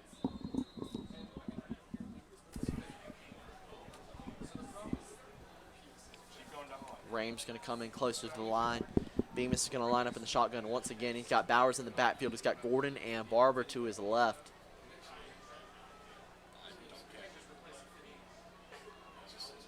Bemis is going to take the snap. He's going to hand it off to Bowers. He's going to pitch it back on a reverse play to number 9, Xavier Gordon, who's got room to run. And it's going to be brought down right around the Chapin Eagle 22-yard line. Yeah, we saw Cooper Bemis go out to block there and basically missed his man, which we don't see often from him at the wide receiver position. So Gordon was not happy with the outcome of that result, as he had one defender on his path to the end zone. And it looks like the refs may have missed a call on that, as it appeared to, from up here, to be a horse collar tackle. Bemis is going to line up in the shotgun. He's looking to the right. He's going to air it out for number 17, Kale Rain, but that pass will be deflected by the Brookland Cayce secondary, and that will bring up 3rd and long for the Eagles. Well defended pass there. There's I think that was a called play to pass the ball there, and nothing you can really do about it if you're Kel Ram waiting on that ball. Is just didn't get there in time. A quick score update for you from around the Midlands. South Carolina's best football team, Dutch Fork, leads River Bluff 21-0 with 11:09 remaining in the second quarter. But here at Cecil Woolbright, Bemis is going to line up in the shotgun. He's looking to the left sideline. He's going to air it out for number 9, Xavier Gordon. That's going to be a little bit overthrown, and that pass will fall incomplete. Will bring up 4th down for the Eagles. A lot of designed rollouts here for the Eagles. Doesn't seem like the offensive line can hold very long for the quarterback. Right, and you don't usually see Cooper Bemis overthrow his receivers. That one's a little bit of an anomaly. Well, as a right-handed quarterback, if you're rolling to your left, it is hard to throw across your body on the run. So, right. But nonetheless, our star punter trots onto the field and looks right, to the birthday boy himself. He's going to punt it away. That's going to be a solid kick. It's going to take a Chapin bounce, and the Brookland Cayce defender's going to pick it up. He's going to fumble the ball, and that will be recovered by the Chapin Eagles. Your Eagle offense is back on the field. 1st and 10 from the Brookland Cayce 44-yard line. Recovered by number 30, Tyler Zobel. I don't know if the punter had anything to do with that one, but I certainly don't have any problem with our punt team going on the field right now. It looked like a poor decision by that Brookland Cayce punt returner, as it looked like he was just going to let the ball bounce and let Chapin down it. Instead, he decided to pick it up, which is never a smart idea to pick up a bouncing ball. Regardless, it's Chapin Eagle offensive ball. Beams is going to line up in the shotgun. He's looking to the right. He's going to air it out long for number 17, Cale Rain, who's going to be a jump ball, and that will be picked off by the Brookland Cayce secondary. Well, and just like that, your Eagle defense is back on the field. Yeah, Chase, we can basically look at this like a very long punt. As we saw Chandler punt it from his own 10, and now 2 plays later, Brookland Cayce has 1st and 10 from their own 10-yard line. So if you want to, we can call it an 80-yard punt. There you go.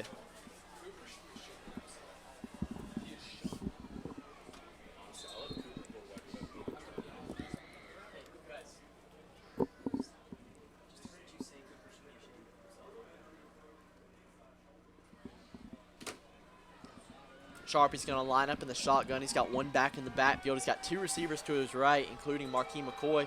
He's going to hand it off to the running back. He's going to pound it up the left hash. He's going to be brought down right around the line of scrimmage for a short gain. And hey, Chase, we didn't see a holding call there by the Bearcats, so good thing to see for them. With 5:50 remaining in the second quarter, your Chapin Eagles are leading 14-3.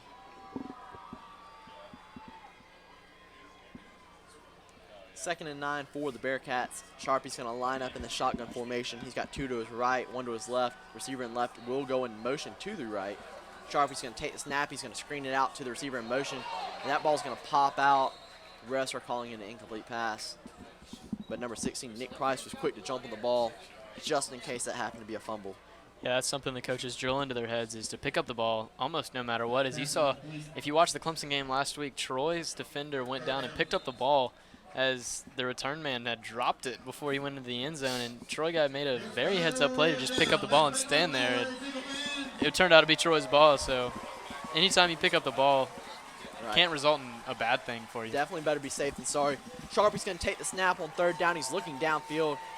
This Brookland Cayce offensive line is doing a great job in defending this Chapin Eagle defensive line. Sharpie's going to juke out about 3 or 4 Chapin Eagle defenders. He's going to be brought down out of bounds right around the Brookland Cayce 20-yard line. Yeah, Chapin had hands on him in the end zone, and he gets out to where the 20-yard line. That's incredible athleticism by quarterback Sharpie, and very poor tackling by the Eagles. That Manziel comparison is just looking better and better as the clock goes on, as he's able to make his way and create some positive yardage out of what appeared to be nothing. Brookland Cayce is going to bring in a big substitution. It looks like they will be running the hammer formation onto the field trots. Hank Manos, Harrison Beatenball, and the USC commit himself, the man, the myth, the legend, number 88, will register. They're going to hand it off to their running back in the hammer formation, and he's going to break through the line of scrimmage, but only for a short gain. He's going to be tripped up, but that will be enough for a 1st down. Yeah, he only made it there on the 2nd effort, which you get him on the first ever, which we had him, and you wrap him up, and that's turnover on downs in field goal range for the Eagles. But nope, he gets through on the second effort, is a lot what we saw last week, and gets a first down and continues to strive for the Bearcats.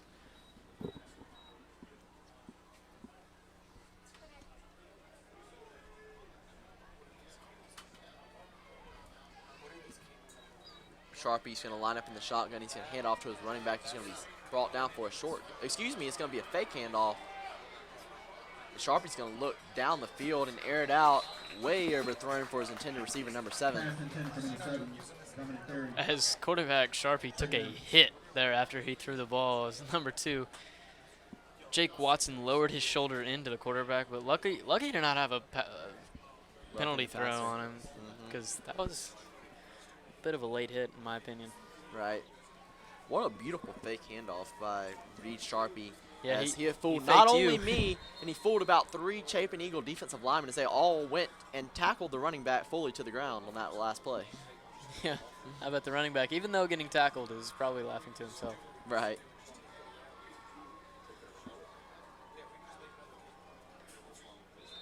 So on 2nd and 10, Sharpie's going to line up in the shotgun once again. He's got 1 back in the backfield. He's got a receiver to the right, 3 to his left.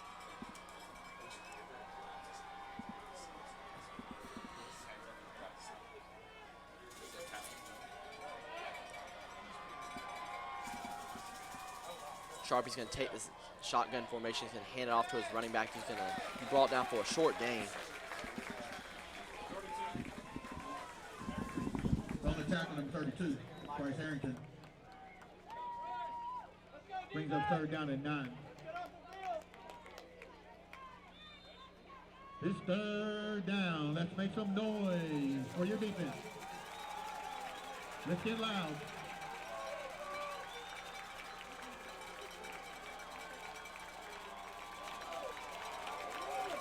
As Sharpie lines up in the backfield by himself in the shotgun formation, steps back to pass and airs the ball deep to a wide open receiver, number 23, who catches the ball about the Eagles' 40-yard line at the 30, at the 20, 15, 10, 5, and touchdown, Brookland Cayce.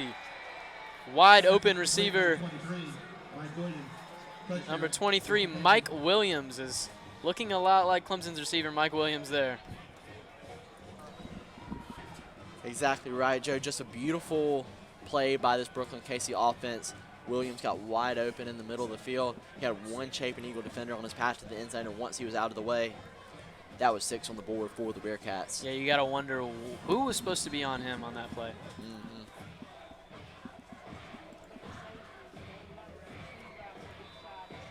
The next point is good.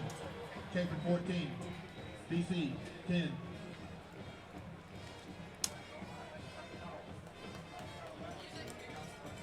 So the extra point is good. Your Eagles lead the Bearcats 14-10 remaining, with 3:46 remaining in the 2nd quarter.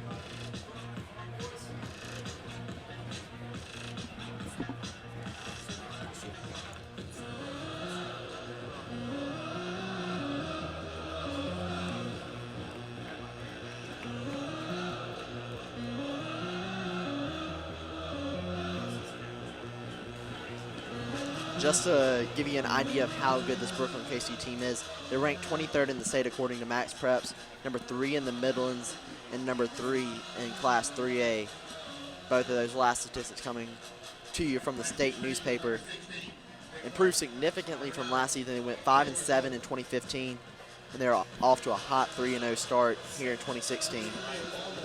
And they're looking to go 4-0 for the first time since 2013.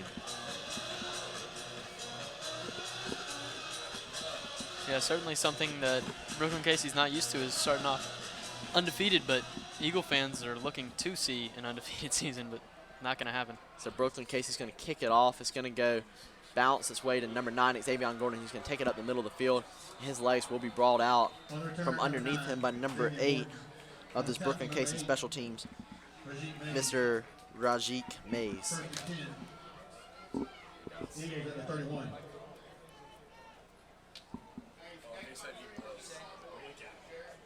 Make sure you comment in the YouTube live chat or tweet us at Chapin Sportsnet. Let us know where you're watching from and who you're watching with.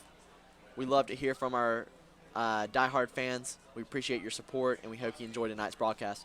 Bemis is going to line up in the shotgun on 1st and 10. He's going to take the snap. He's going to fake it to Bowers. He's going to air it out to the right side to number 8, Cayce Barber, who's going to make one Brookland Cayce defender miss, and he's going to be pushed out of bounds right around the first down marker. I know bad things certainly haven't happened when the ball's been in Cayce Barber's hands, so I'd keep going to him, as it seems that's the exact same thing as offensive coordinator Coach Halsey Wanger is thinking. 2nd and 2 for the Eagles. And it looks like Bowers and Barber will be in the backfield for this play alongside Cooper Bemis. Yeah, in a pistol formation as Barber moves out. Bowers is going to receive the handoff. He's going to stiff off one Bearcat defender, but he's going to be brought down right around the line of scrimmage for no gain. Excuse me, for a 1-yard gain. Looks like Bowers wanted a face mask call there, but the referees couldn't see him because there was a lot of Bearcat defenders around him. So if there was one, we'll never know. So with 3:11 remaining in the first half, if you're just tuning in, your Chapin Eagles are leading the Brookland Cayce Bearcats 14-10 here at Cecil Woolbright Field. Referees are making a run onto the field.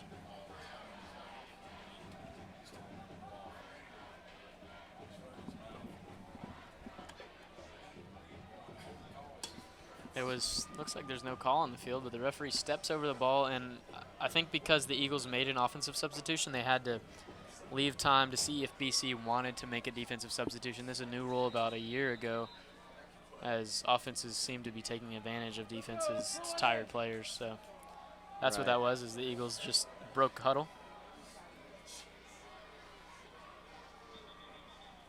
And there will be a flag on the play. Looks like it will be false start against the Eagles.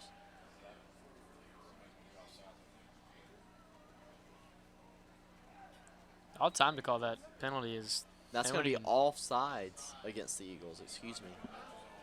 The ball wasn't even snapped, so I don't know how they can call that. That's what I'm wondering, because offsides for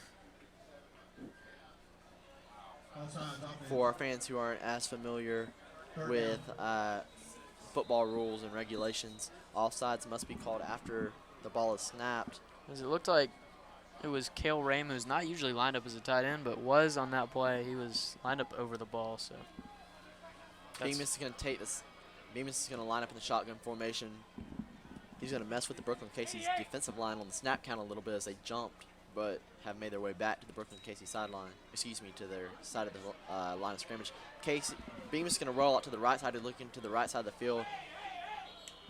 And he's going to air it out for number 17, Cale Rame, but that pass will fall incomplete. And it looks like that will be holding against the Chapin Eagles. Rame looks a little knocked out of breath on that last play. He's moving a little slow to get up. Be interesting to see if they decline this penalty or accept it.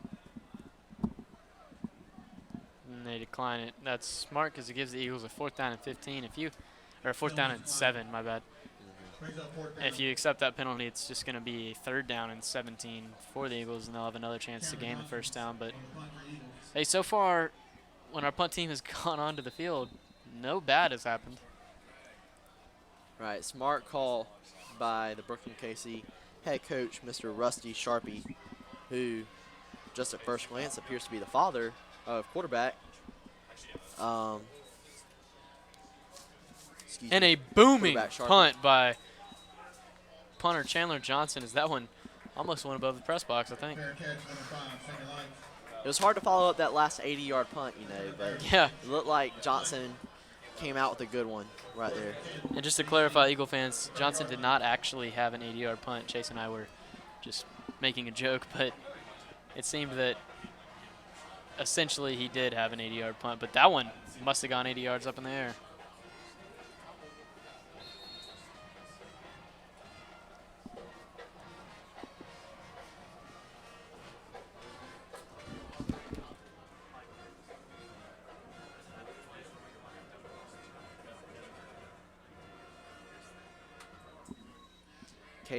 Sharpie's going to line up in the shotgun. He's looking to the left side. He's going to roll out to the left side. He's looking downfield. He's going to air it out for number 1, Marquise McCoy, and that pass will fall incomplete, but there is a flag on the play, and it looks like it will be defensive pass interference against number 16, Nate Price. There's 2 flags on the play, apparently, actually. One that's closer to the line of scrimmage and one down.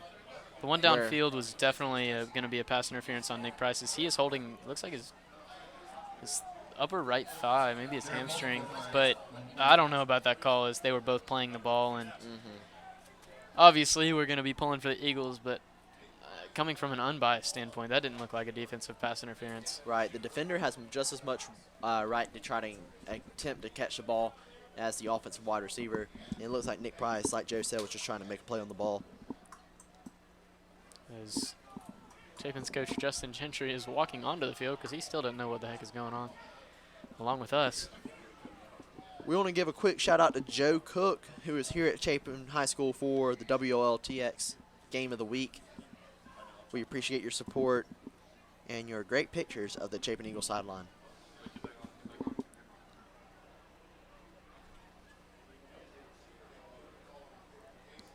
Another shout out goes to our former statistician Sean Scott, who is studying at Syracuse University this fall. Definitely has done a lot for this Chapin Eagles organization, and we wish you nothing but the best of luck at Syracuse. It looks like these referees are still conferring. Coach Gentry is not happy with what is going on right now, as he has made his way all the way out nearly to the left hash and is now being backed off the field by the referees. It looks like the 2 flags are illegal man downfield by Brookland Cayce and defensive pass interference on Chapin. So those penalties will cancel each other out, and that will be 1st and 10 for the Bearcats.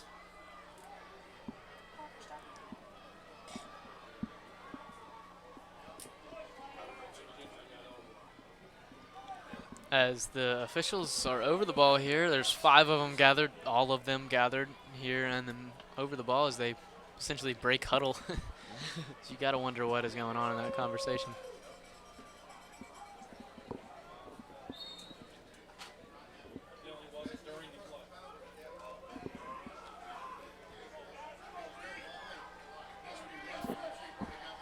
Sharpie's going to line up in the shotgun once again. He's going to hand off to the running back, who's going to pound it up the middle, and he's going to be brought down by number 30, Tyler Zobel.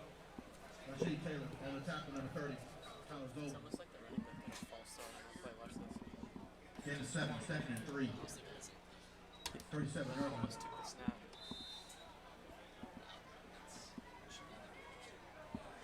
It looked like the running back of the Bearcats almost had a false start on that last play. It appeared that he was going to take the snap. So Sharpie's going to take the snap in the shotgun formation, and he's going to be brought down hard in the backfield by number 30, Tyler Zobel.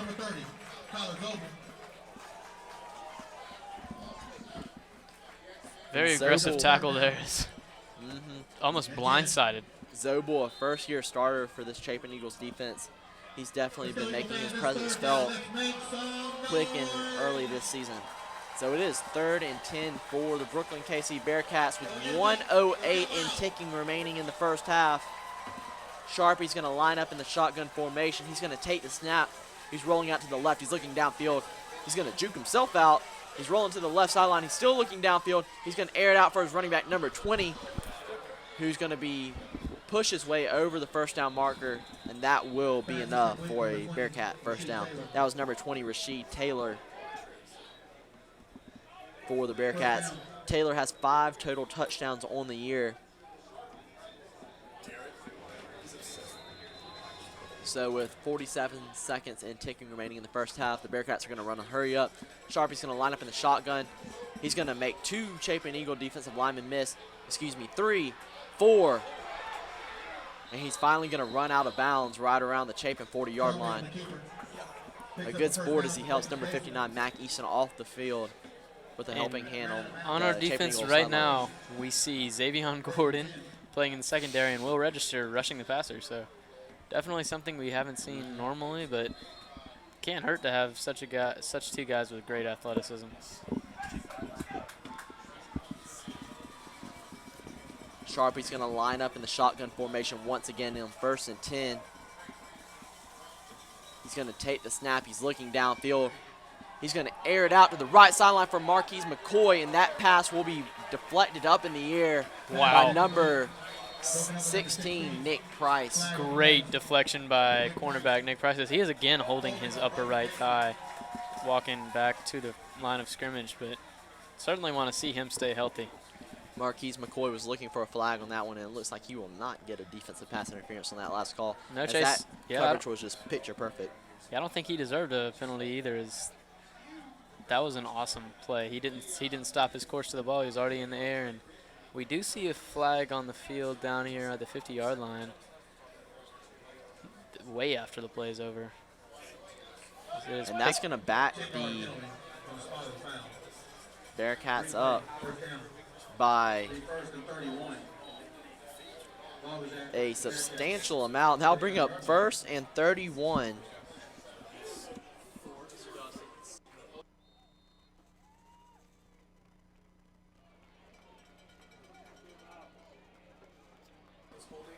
He was holding from the spot of the foul, which was backed up a little bit, so it's 10 yards from wherever it happened. And that obviously was farther back than the line of scrimmage. Right. So 1st and 31 for the Bearcats with 26 seconds remaining. And that will be a timeout called by the Bearcats. Just 26 precious seconds remaining in this second quarter of play for the Eagles. Head coach of Brookland Cayce, Rusty Sharpie, does not look happy with that penalty as his team was moving the ball down the field well right before the end of the first half. And now they face a very improbable first down, 1st and 31 from their own 39-yard line. I could expect them, Chase, to take a shot here, but then after that maybe run the clock out, as they don't want to see Chapin scoring again, certainly before this half ends. And with such athletic playmakers on Chapin's side of the ball, they could. So we might see a shot here, or maybe two, but I wouldn't expect them to take more than that. Right. You see number 16, Nick Price, number 9, Xavier Gordon, number 7, Will Krosky, who has a pass deflection every game.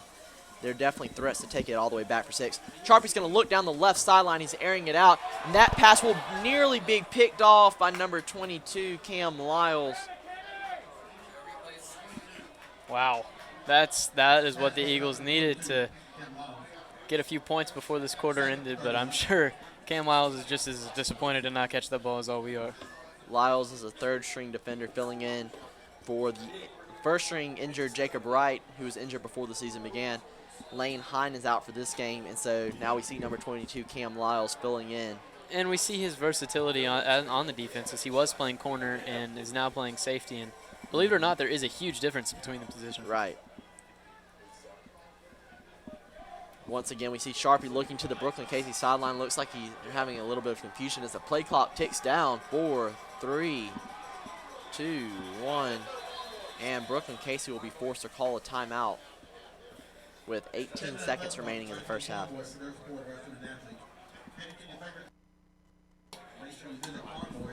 So, Joe, what do you like out of this Chapin Eagles team in the first half? What have you seen so far? What do you think we need to improve upon in the second half? So what we said right off the bat, Chase, was that the Eagles needed to get their offense going, and certainly someone that we saw so far have a breakout game is Cayce Barber, and someone that has definitely gotten this offense rolling. Cooper Beam, his quarterback, has stayed within his own limitations, hasn't tried to force anything. He's threw one interception deep going for Kale Rain, but other than that, the offense seems to be clicking. And special teams, we've seen good things out of that. We've seen a turnover on a muff punt. We've seen a forced punt fumble. Team, a forced fumble. We've seen the punt team pin them deep. And on the defensive side, that's our only really concern, I'd say, with stopping the Bearcats overall. Now, I'd say they've definitely been doing better than last week, and hopefully continue to do this well, as they have excelled in the second half of play, except for last week. I think the biggest thing that this Eagles defense needs to improve upon for the second half is just wrapping up and tackling. We've seen Sharpie and number 20, Rasheed Taylor, juke and jive out a bunch of Chapin Eagle defenders, and we'll see if they can improve upon that in the second half. Sharpie's looking downfield. He's taking a bomb for his intended receiver. That ball's going to be overthrown. Coverage provided by number 9, Xavier Gordon. the superstar wide receiver for the Chapin Eagles offense. Gordon has 25 receptions, 556 receiving yards, which leads the Midlands, by the way, at 22.2 yards per catch average, 5 receiving touchdowns, and 9 total touchdowns overall. He's a Dutch Fort transfer. This is his first season with the Chapin Eagles athletic program, and he has been all over the field for this season for the Eagles. Sharpie's going to line up in the shotgun on 3rd down. He's looking downfield. This Bearcat offensive line has been manhandling the Chapin Eagle defensive line all night. Sharpie's going to air it out long, and that pass will be completed. Excuse me, that pass will fall incomplete, and that will be the end of the first half. So at the end of the first half, your score, Chapin 14, Brookland Cayce 10. We're going to take a quick break. I'm Chase Floyd. And I'm Joe Parrott. And you're watching CSBN Sports. Wilson Financial Group, the Wilson Insurance Group, MSA Medical Services of America, Palmetto Health USA Medical Group, Stokes Trainers, and Zorbis. If you have any interest in joining this growing list of partners, please contact the Booster Club.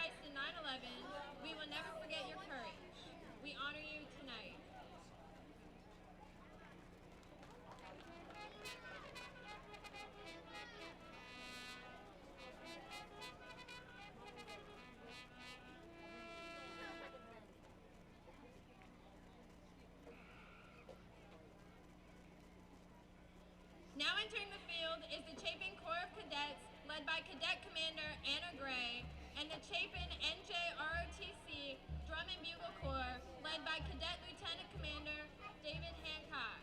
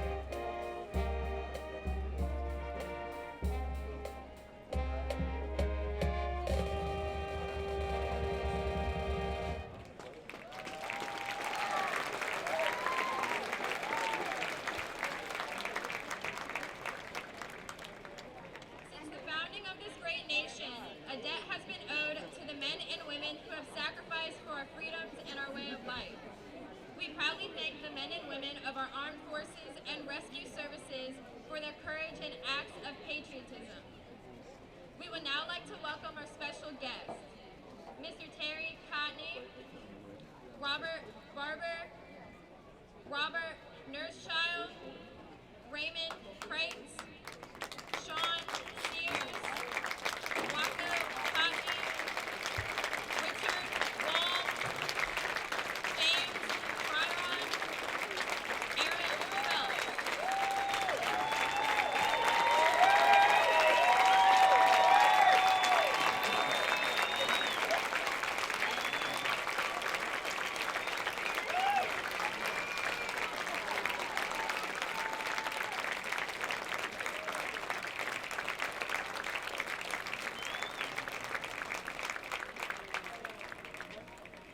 Now entering the field is Principal Dr. Akil Ross.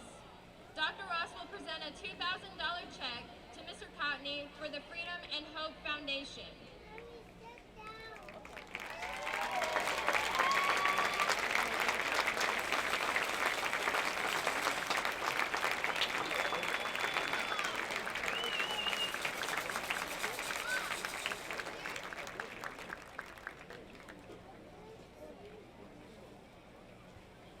Dr. Ross will now present the Chapin Medal of Freedom to Mr. Cotney and our local heroes. The Chapin Medal of Freedom was established to honor the citizens of our nation. They have served with honor, courage, and commitment, and we are indebted to them.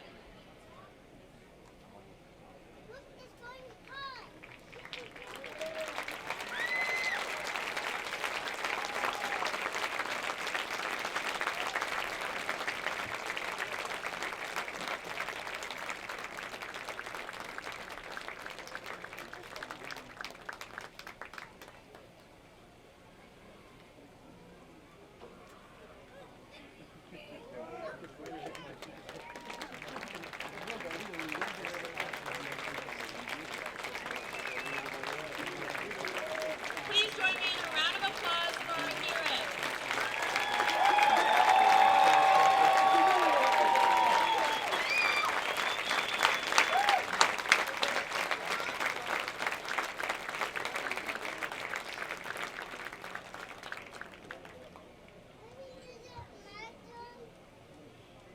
We would like to honor all of our family, friends, and neighbors who have served. Members of the United States Armed Forces and their families, please rise as your service song is played.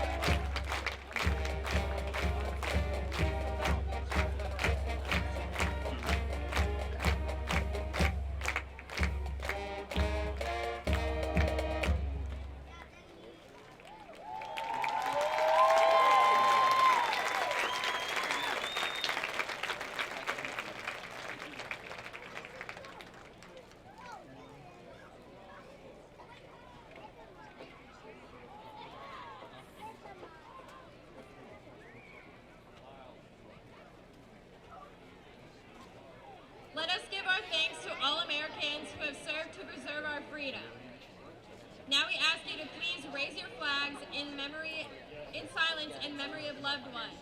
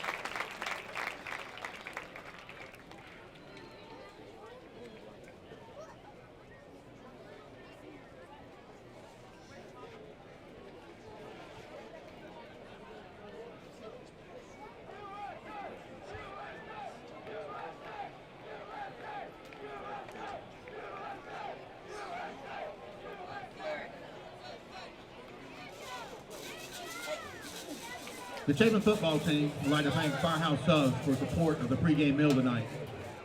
You also want to thank Anna McKay for their sponsorship for the Player of the Week t-shirts. You also want to thank Medical Services of America for their sponsorship of the Player of the Week balls. The Chapin football team would also like to thank Bemis family for providing the morning breakfast club meal for the Chapin Eagle football program.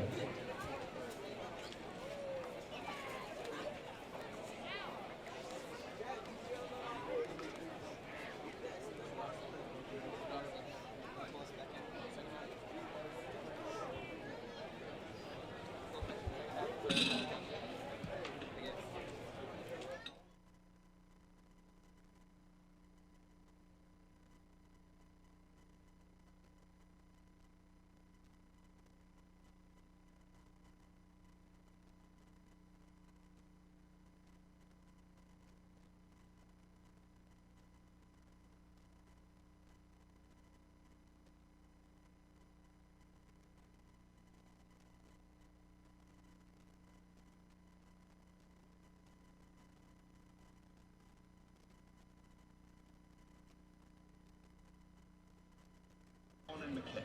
Real lawyers for real people, getting real results.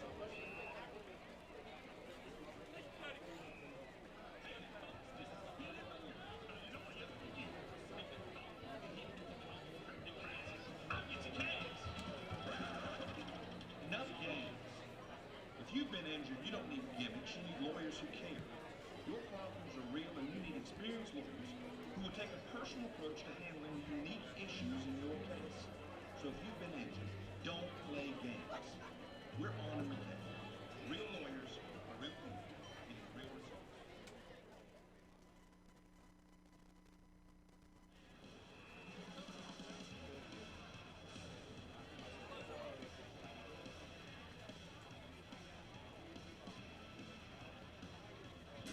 All right, ladies and gentlemen, welcome back to Cecil Woolbright Field. I'm Chase Floyd, bringing you the play-by-play commentary tonight.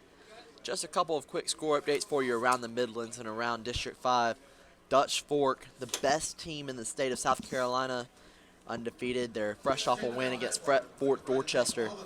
They are leading River Bluff 38-0 at halftime. Another District 5 school, Irmo, is currently losing to Blythewood High School 13-2. Irmo just received a safety as the punt went out the back of the end zone. Blythewood leads Irmo 13-2 at the start of the second half.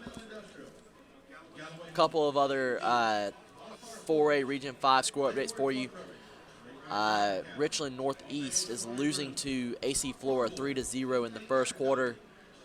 Airport leads Orangeburg Wilkinson 14-3 at the start of the third quarter. Dreer and Calhoun County, the battle of two unbeatens. Dreer leads 35-28 at halftime, and Chester and Lower Richland have started playing. We are unavailable. The score's unavailable at this time. So we've got 2 minutes and 47 seconds remaining until the start of the third quarter. We'll be right back. I'm Chase Floyd, and you're watching CSBN Sports.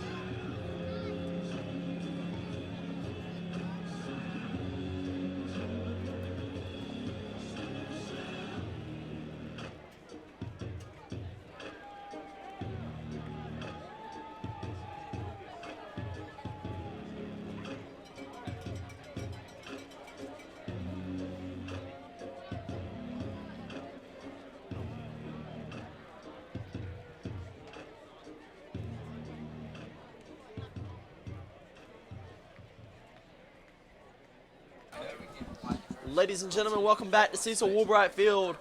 We're ready and moments away from starting the third quarter.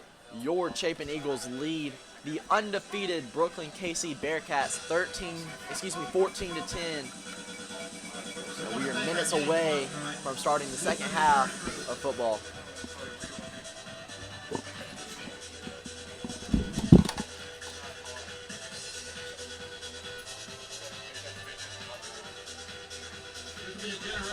First quarter stats for you this game.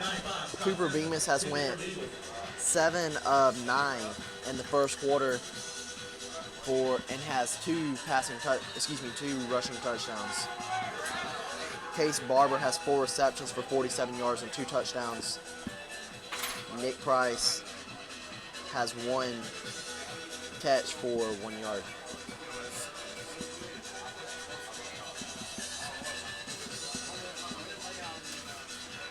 So we are minutes away from starting the third quarter. Number 95, Scott Sampson, ready to kick it off. And that kickoff will be muffed and roll into the end zone for a touchback. Brookland Cayce will take over 1st and 10 from their own 20-yard line.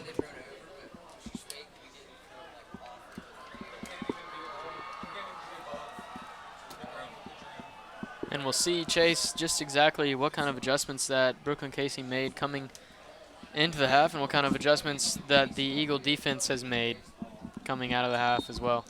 Right. 2 things that the Chapin Eagles offense and defense need to improve on. Defensive line's been manhandled by Brookland Cayce's offensive line all game. We'll see if they can get some pressure here in the second half. Brookland Cayce is going to hand it off to their running back, and he will be stuffed at the line of scrimmage after quite a long time of bouncing back and forth between Chapin Eagle defender to defender, but eventually he will be brought down right around the line of scrimmage. As again, Chase, the very first play, we see a flag on the field. There's a face mask on the Eagles. It's a 5-yard penalty. Don't see that too often. Right. Definitely a little bit of an unusual call right there. But regardless, that'll bring up 2nd down for the Brookland Cayce Bearcats.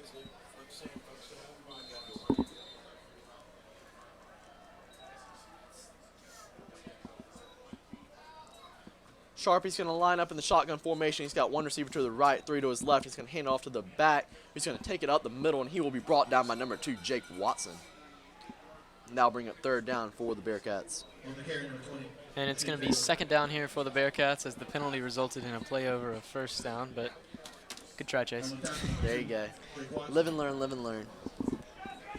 So we were talking about the adjustments. So far this quarter, we've seen 4 down defensive linemen for the Eagles. It's just been 2 plays, but it looks like this play we're going to see 3 down defensive linemen. So as BC runs lots of different formations on the offensive side, Chapin's going to run lots of different formations on the defensive side to even things up for him. Sharpie's going to line up in the shotgun. He's got 2 receivers to his right. He's going to motion 1 in the backfield. He's going to take the snap. He's rolling out to the left side. He's looking downfield. It looks like there was a little bit of holding on the offensive line, but regardless, Sharpie's going to run out of bounds right after he reaches the 1st down marker, and that will bring up a 1st and 10 for the Bearcats. Yeah, you could hear the reaction from Eagle fans as they expected the flag to be thrown in, and at some point the refs have got to say, well, what isn't holding on this offensive line for BC? Right. And that's definitely been a factor in what I was talking about earlier with the defensive line being manhandled by this Brookland Cayce offensive line. Really haven't generated much pressure on Reed Sharpie, the quarterback for Brookland Cayce. And even when they have, he's been able to dodge and avoid tackles all night long. So 1st and 10 for the Bearcats. Sharpie's going to line up in the shotgun formation. He's got 2 receivers to his right. One's going to motion in the backfield. 2 receivers to his left. Sharpie's going to roll out to the right. He's looking downfield. He's got a man on the right sideline. He's going to air it out for Marquise McCoy. And that ball will be completed right around the Brookland Cayce 46-yard line. Good catch there by number 1, Marquise McCoy, but the Chapin coaches were trying to say that he bobbled the ball, but that was just a good catch. And obviously the Chapin coaches are going to try to say he didn't catch it, but from what we could see, he definitely did. 1st and 10 for the Bearcats. Sharpie's going to line up with the back in the backfield. He's got 2 receivers on either side of the offensive line. He's going to, looks like he's going to take it to the left side, but he's going to hand it off to his running back. He's going to pound it up the middle. He'll be brought down by number 23, Robert Bickley, who is the Chapin Eagles' leading tackler. He has 41 tackles. He had 41 tackles before entering tonight's game. He's made many tonight, and it's included a quarterback sack. He's definitely been a force in this linebacking core this season after losing two substantial playmakers, Corey Bianco and Garrett Reinhardt, after last season. Definitely replacing those two is going to be hard, but so far we've seen Mac Eason and Robert Bickley step up and replace that intensity on the defense. Right. Sharpie's going to line up in the shotgun formation on second down. He's got two receivers to his left, two to his right. Marquise McCoy's going to motion to the left. He's got a back in the backfield. Sharpie's going to take the shotgun formation. He's going to air it out. A screen pass to Marquise McCoy. He's going to make one Chapin Eagle defender miss, but he's going to be brought down short of the first down marker for third down. Great tackle there by corner Will Krosky. He is a much smaller player than Marquise McCoy, and definitely went for the legs there and made a good stop to make it third and short here for the Bearcats. We want to give a quick shout out to Mr. John Fisher, who is watching live from home. We appreciate your support of the Chapin Eagles organization, and we hope you enjoy tonight's broadcast. Brookland Cayce is going to run the hammer formation, and after being stuffed at the line of scrimmage immediately, it looks like the running back has fumbled it for Brookland Cayce and has been recovered by the Chapin Eagles. But the referees don't think so. Number 61, Trey Green, is in disbelief as he completely ran around with the football for an extended period of time. Yeah, I can understand if the referees didn't believe him if he didn't have the ball chase, but what did he have in his hands? The football. So that's mind-blowing to see them not give us the ball there. And it's not like the running back was close to being down either. His knee was far above the ground. I don't understand that call. Regardless, it looks like this Chapin Eagles coaching staff is not very happy with the referees right now. They are livid. And something that I saw going into that play is earlier, Chase, we saw in the game, the referees stand over the ball and allow the substitution on the defensive side for Brookland Cayce to get in the game. And on that play, we did not see the referee stand over the ball and give Chapin's defenders the time to get in the play. Right. And that's something that I think the Chapin coaches were also very mad about. Right. Not only have the referees messed up on a few turnovers throughout this game, like we were talking about earlier, the referees have missed numerous holding calls on the Bearcats' offensive line. But regardless, the referees are ultimately the decision makers for this game, and what they say goes. So it will be 4th and 1 for the Bearcats, with 8:28 remaining in the third quarter.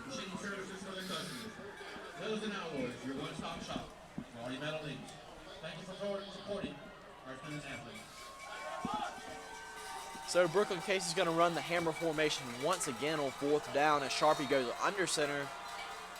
He's got one back in the backfield. He's going to pitch it to that back, who's going to make one Chapin Eagle defender miss, and he's got well enough for the first down.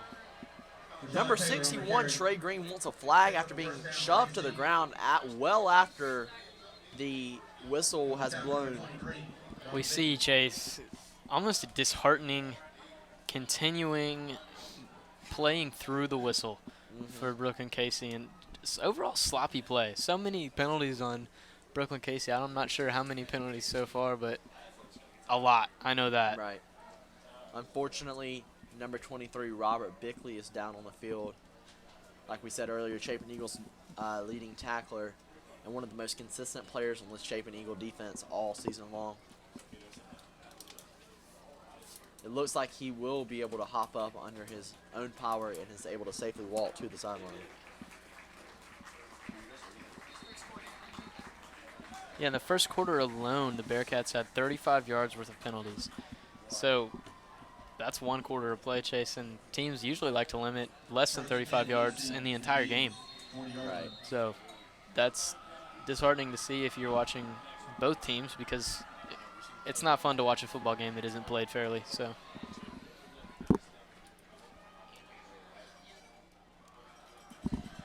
And at this time, we'd like to give a quick shout out to our statistician, Anna Gray, for providing us with great stats throughout the game. We appreciate your service, and we couldn't do it without you. So what you just saw is Brookland Cayce run it on first down. That will bring up 2nd and about 5 for the Bearcats. Gain of 4, 2nd and 6.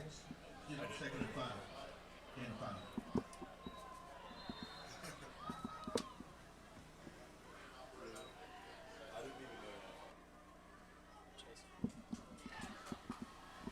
Sharpie's going to line up in the shotgun formation. He's got 3 receivers to his left, 2 to his right.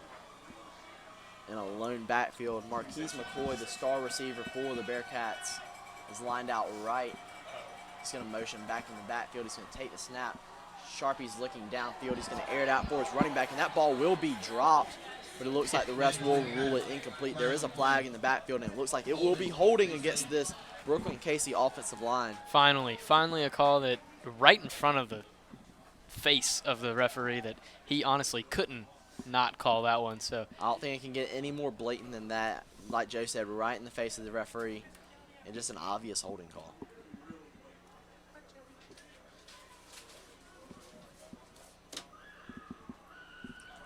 So that's going to bring up 2nd and long for the Brookland Cayce Bearcats. It's a 10-yard penalty from the start of the foul.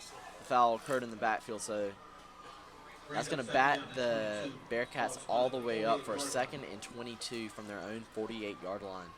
With 7:16 remaining in the 3rd quarter, your Eagles are leading 14-10 over the visiting Bearcats. Sharpie's going to line up in the shotgun formation. He's got a back in the backfield, 2 receivers to his left and 1 to his right. He's going to fake it to the running back, and he's going to air it out. It's going to be a low pass, but it will be completed to the intended receiver.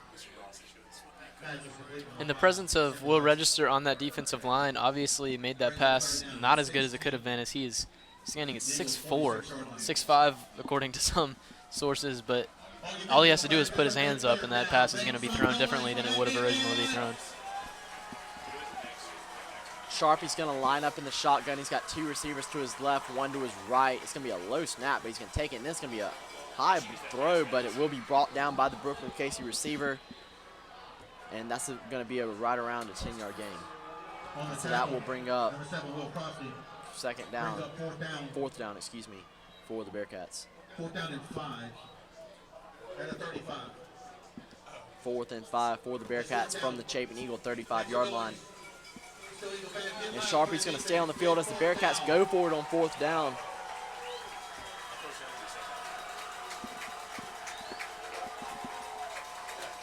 Sharpie's going to take the ball. He's going to screen it out. Number 20, Rasheed Taylor, who's going to have just enough for a 1st down.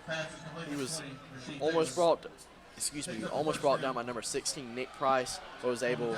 Taylor's a big boy coming in, quite a lot of weight, and he was just able to overpower Nick Price.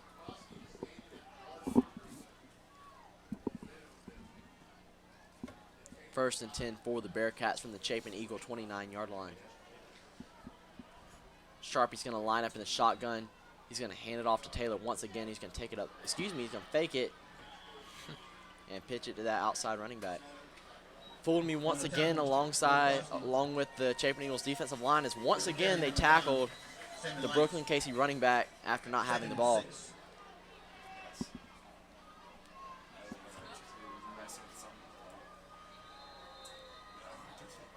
Sharpie's going to line up in the shotgun. He's got a back in the backfield, a receiver to his left and 3 to his right. He's going to roll out to the right. He's looking downfield. He's going to face some Chapin Eagle pressure. He's going to air it out for number 1, Marquise McCoy, but he's going to be shoved down by number 16, Nick Price, a booming hit, but it will be enough for a Bearcat 1st down. 1st down. The Eagles 11-yard line. As number 15, Taylor Lame is slow to get off the field as he hobbles off the field. Not good to see another one of Chapin's starters get injured on a play. 5:11 and ticking remaining in the 3rd quarter. Sharpie's going to line up with 2 receivers to his left, 2 to his right. One of the receivers from the left is going to motion to the right. Sharpie's going to roll out to the right. He's looking to the left end zone. He's going to face some pressure by number 23, Robert Bickley, who's back in the game. He's going to air it out to the left back corner of the end zone. And a great pass deflection by Chandler Johnson in the end zone. Otherwise, it would have been a touchdown. So right. Our star punter's in at safety and making a play or two there, too. There you go. You can't get much better than that, Joe. Brookland Cayce's receiver had a chance to pull it back in, bobble the ball about twice in the end zone before ultimately dropping it. This Chapin Eagles defense, they have 5 players with over 3 tackles tonight. Quite a step up from last week's poor tackling and poor display against Newberry. So on first down, Sharpie's going to pitch it to number 7, a wide receiver lined out to the left side. He's going to take it up the left hash, the right hash, and that will be enough for a Brookland Cayce touchdown.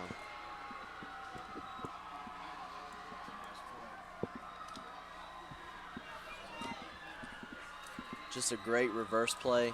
Beautiful execution by the Bearcats, and made it in and put it up for 6.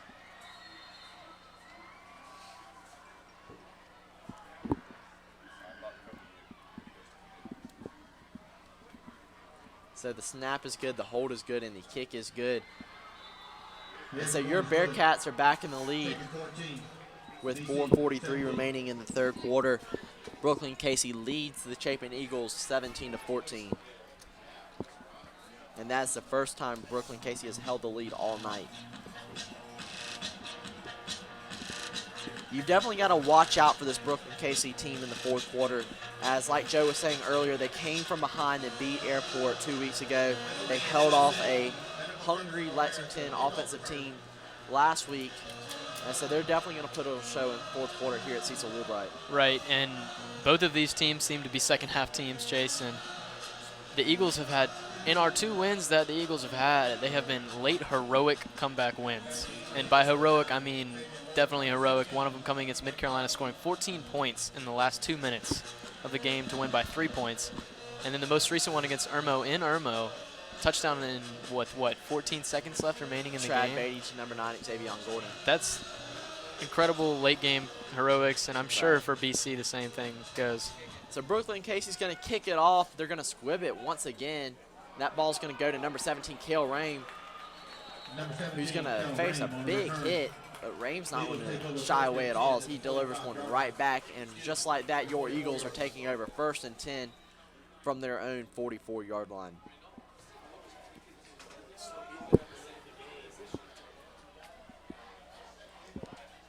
We want to give a quick shout out to Jennifer Henry for watching our broadcast tonight. We appreciate your comments, and we hope you enjoy the rest of tonight's broadcast. Bemis is going to line up in the shotgun. He's got Bowers in the backfield. Bemis is going to take the snap. He's going to roll to the left. He's looking downfield, but he's going to be hit as he throws it, and that pass will nearly be picked off, but it will fall incomplete.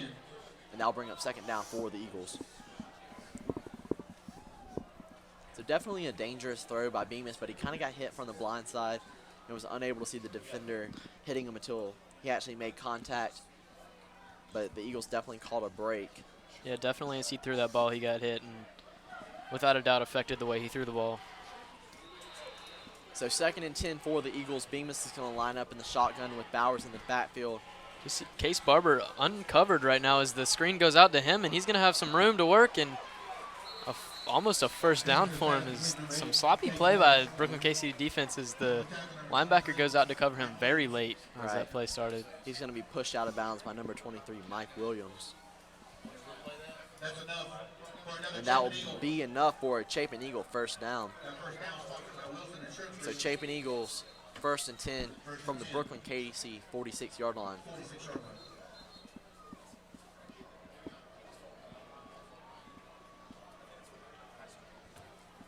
Make sure you comment in our YouTube live chat or tweet us at Chapin Sportsnet. Let us know where you're watching from and who you're watching with. We love to give shout-outs, and we love to hear your feedback. We appreciate your support throughout the season, and we hope you enjoy the remainder of tonight's broadcast. Bemis is going to line up in the shotgun on 1st down, and he's going to air it out for number 9, Xavier Gordon. But that pass will be bobbled and dropped, something you don't see often out of number 9, Xavier Gordon. Something I don't think I've ever seen out of Xavier Gordon in a game is a dropped pass with nobody near him. But 2nd and 10 here, the offense will have another chance. 2 more chances to get a first down here. It almost appeared as Gordon wasn't expecting the ball to come to him. Maybe it was a last-minute read by number 10, Cooper Bemis. But either way, it will bring up second down for the Eagles. Definitely a quick read by Bemis there. Maybe a designed pass to Xavier Gordon, so that might make it even more of a surprise to see him drop that ball. Number 10, Cooper Bemis, going to take the snap in the shotgun formation. He's going to air it out for number 8, Cayce Barber, who will make the pass, but he'll be thrown down right around the line of scrimmage by Brookland Cayce defenders, and that will bring up 3rd and 9 for the Eagles. And even though he didn't get much on that play, reached out with one hand to grab that ball and bring it in. Here's an interesting stat for you. Joe, you were talking earlier about how big of a night Cayce Barber has tonight. 71% of Cooper Bemis' completions have been to Cayce Barber. He's 5 for 5 when targeting Barber. Bemis on 3rd down is going to take the snap himself, and he's going to be brought down right around the line of scrimmage, and that will bring up 4th down for the Eagles. So he avoided a lot of trouble in the backfield. He is able to make it back to the line of scrimmage, but you have to think that he had a receiver or 2 open downfield.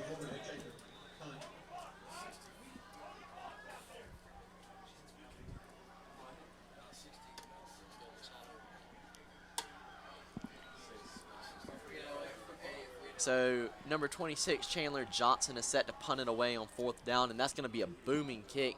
It's going to take a Chapin bounce, and Chapin will down it right around the 10-yard line. BC takes over 1st and 10, 9-yard line.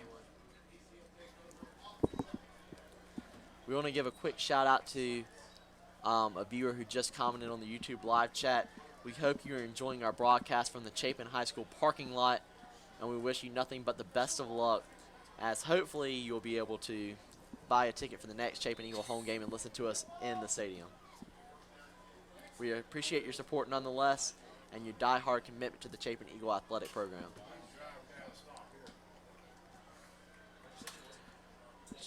Sharp is going to line up in the shotgun. He's going to hand off to the running back. He's going to have a room to run. He's got a big hole right around the line of scrimmage, but he will be brought down for a first down by number 22, Cam Lyles. Cam Lyles. First down, BC. So that'll bring up a 1st and 10 for Brookland Cayce. With 2:45 and ticking remaining in the 3rd quarter, for those of you who are just tuning in, the Brookland Cayce Bearcats lead the Chapin Eagles 17-14. Sharpie's going to line up in the shotgun. He's looking downfield. He's rolling to the right. He's facing some coverage and some pressure by the Chapin Eagle defensive line. He's going to be pushed out of bounds by number 23, Robert Bickley. Robert Bickley. My friend texted me and said that was not. Second down on 9.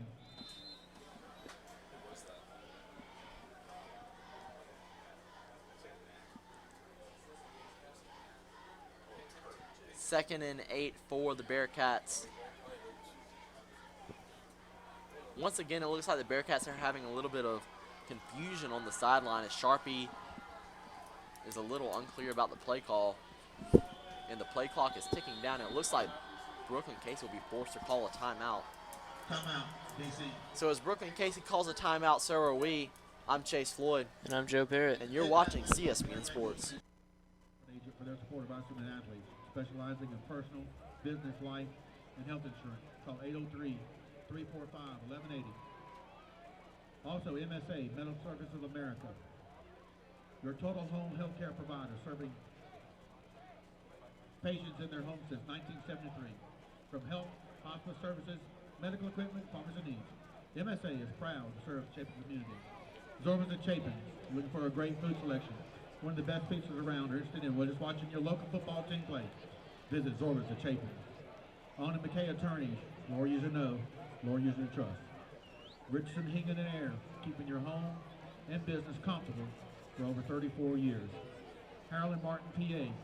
In need for a great law firm? Visit Harold Martin, PA, the Midland's hometown law firm located in Chapin. River Hills Baptist Church, where you can experience the ministries and activities that provide fellowship and opportunity to become full of developing follower of Jesus Christ.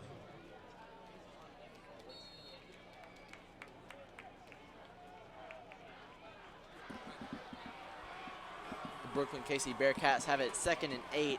Sharpies lined up in the shotgun formation. Marquise McCoy's going in motion. He's going to receive the handoff from Sharpies.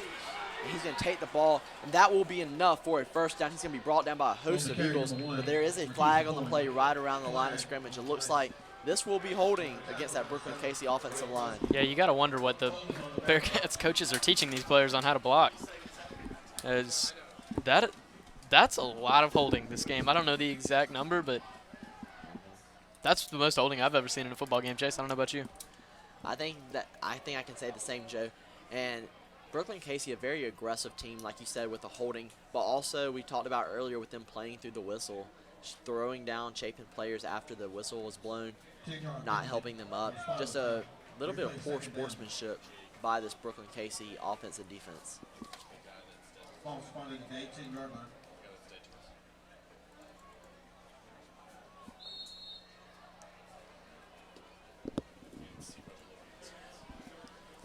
Sharpie's going to line up in the shotgun. He's got 2 receivers to his right and a running back in the backfield. He's got 2 receivers to his left on 2nd and long.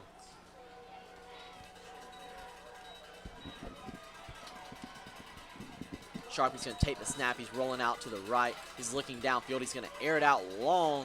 And that pass will be picked off by number 7, Will Krosky. He's got room to run. And he will be brought down right around the Brookland Cayce 35-yard line.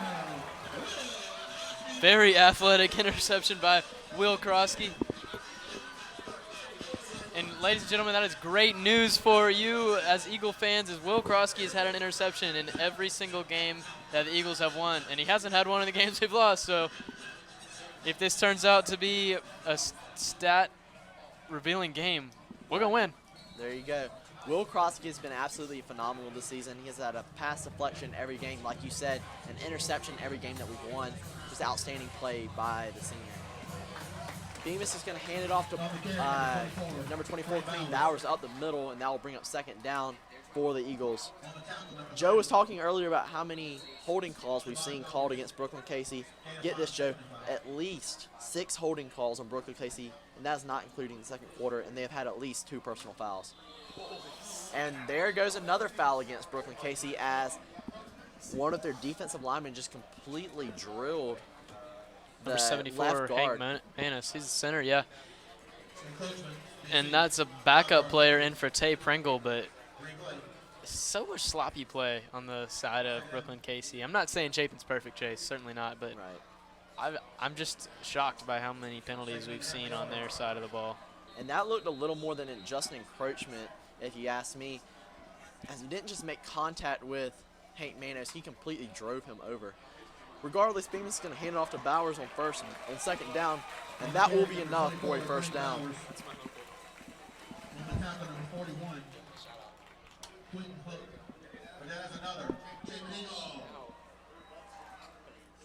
And shout out to my very own Uncle James, James Parrott, watching from Manning, South Carolina, for watching Chapin Eagles play. Certainly love your support for our Eagles and our broadcast. Bemis is going to line up in the shotgun on 1st down. He's going to take the snap. He's going to hand it off to Bowers, who's going to punch it up the middle for little to no gain. We want to give another shout out to Case Barber's dad, Kerry, who's watching all the way from Crystal River, Florida. We appreciate your support, and definitely congratulations. Case Barber's had a great game tonight and a great season so far. Bemis is going to line up in the shotgun. He's got Bowers on his right. He's going to take the snap. He's rolling back. He's looking downfield. He's looking for someone to throw it to, but he's going to face some immediate pressure by Brookland Cayce, and he's going to pitch it out of bounds. A very lucky play by number 10, Cooper Bemis. I'm surprised, Chase, that we didn't see an intentional grounding penalty, because as the rule stands, and I bet we'll see a flag come in, as the rule stands is the quarterback can throw the ball away outside of the pocket, but it has to reach the line of scrimmage. And he was outside of the tackle line, and so he could throw the ball away, but he did not get the ball to the line of scrimmage. Right. So I would have expected to see a intentional grounding penalty, which we don't see one come in. Well, maybe the refs have finally taken our side here late in the 3rd quarter. But a very dangerous play by Cooper Bemis, that he didn't pitch it with much speed, and it barely rolled out of bounds. definitely could have been, definitely had the risk of becoming a fumble for Brookland Cayce. Bemis going to line up in the shotgun. He's going to call a timeout. Or excuse me, that's going to be a flag on the play on 3rd down, as Brookland Cayce has jumped all sides once again.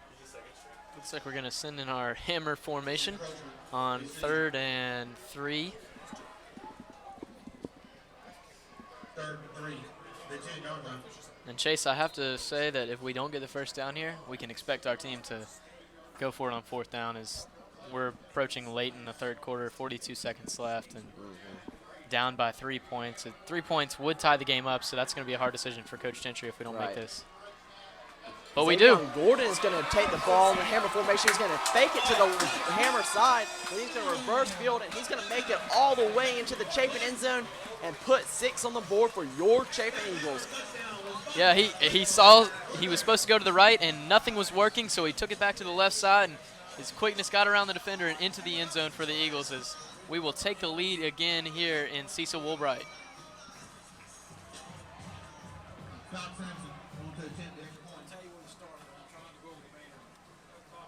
Number 95, Scott Sampson, set to kick the extra point for the Eagles. The snap is good, the hold is good, and the kick is blocked.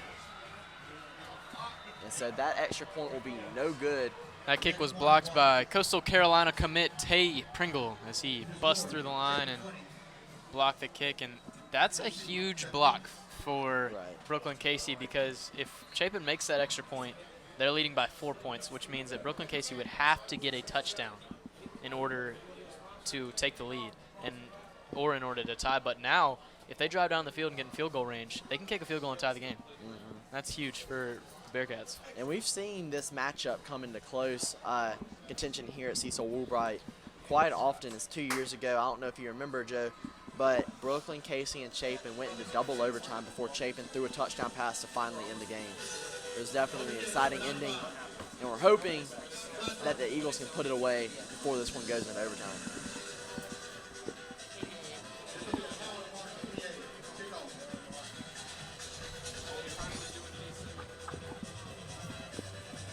So with 37 seconds remaining in the 3rd quarter, your Eagles are set to kick it away. Number 95, Scott Sampson.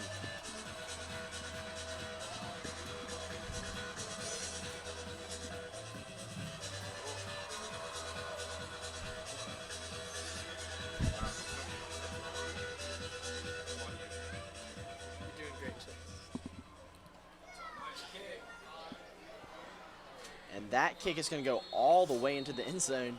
Brookland Cayce's returner actually backpedaled after catching it. That ball had so much force. So that's going to be a touchback for Brookland Cayce. They'll take over 1st and 10 from their own 20-yard line. And just a quick rule of high school football, if you don't usually watch our stream or you don't usually watch high school football, is that if the return man for the returning team catches the ball in the end zone or the ball goes in the end zone in any way, they automatically call it a touchback to prevent injuries. Sharpie's going to line up in the shotgun. He's going to hand it off to his running back, number 20, Rasheed Taylor. He's going to take it up the left hash. And actually a clean play there by the Bearcats, I'd like to say. I didn't see any possible penalties, so good to see. Looks like there is a Bearcat down on the field. Now on 2nd and 6 for the Bearcats. We have 25 seconds remaining in the 3rd quarter.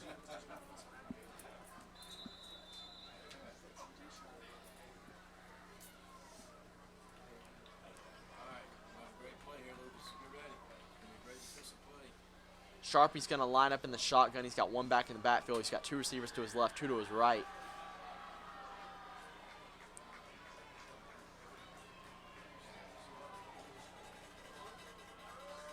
He's going to take the snap. He's rolling back. He's looking downfield. And that pass will fall incomplete. And that will bring up 3rd down for the Bearcats. And that will also be the end of the 3rd quarter. And so here in Cecil Woolbright, we are moments away from undergoing the last quarter of this football game. Your Chapin Eagles are leading the visiting Brookland Cayce Bearcats 20-17. We're going to take a quick break. I'm Chase Floyd. And I'm Joe Parrott. And you're watching CSBN Sports. turnkey provider for all kinds of industrial cleaning. Bojangles. There's no better way to brighten someone's day than with Bojangles' famous chicken and biscuits. Visit your local Bojangles in Chapin.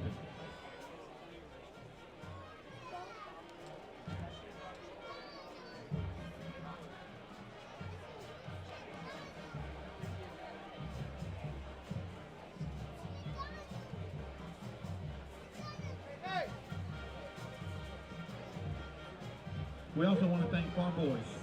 Headed to your college football game tomorrow, make sure you visit Farm Boys for all your tailgate needs.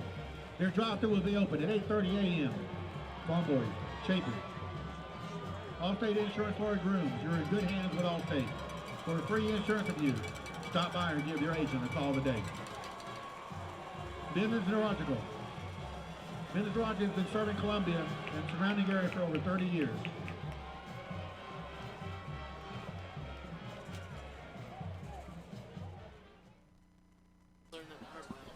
All right, ladies and gentlemen, we are back live here at Cecil Woolbright Field as your Chapin Eagles take on the fourth quarter. They're up 20-17 over the visiting Brookland Cayce Bearcats. Brookland Cayce has the ball 3rd and 5 from their own 30-yard line. Shealy's going to line up in the shotgun. He's going to hand it off to his running back, number 20, Rasheed Taylor, who's going to be stopped at the line of scrimmage by this Chapin Eagles defensive line.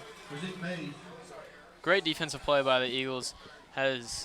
We haven't seen much working out of the defensive line, as in stopping the run on the first effort is a huge third down there for the Eagles. As this drive really is a very big drive for Brookland Cayce, but looks like we might see the hammer formation come in again for Brookland Cayce. We've definitely seen the hammer a lot here tonight, Joe, from both teams. Both No. teams have a little bit of variant on it. Looks like we're going to see the punt team come in. There's so many different formations for Brookland Cayce, we can't keep up with them. There you go.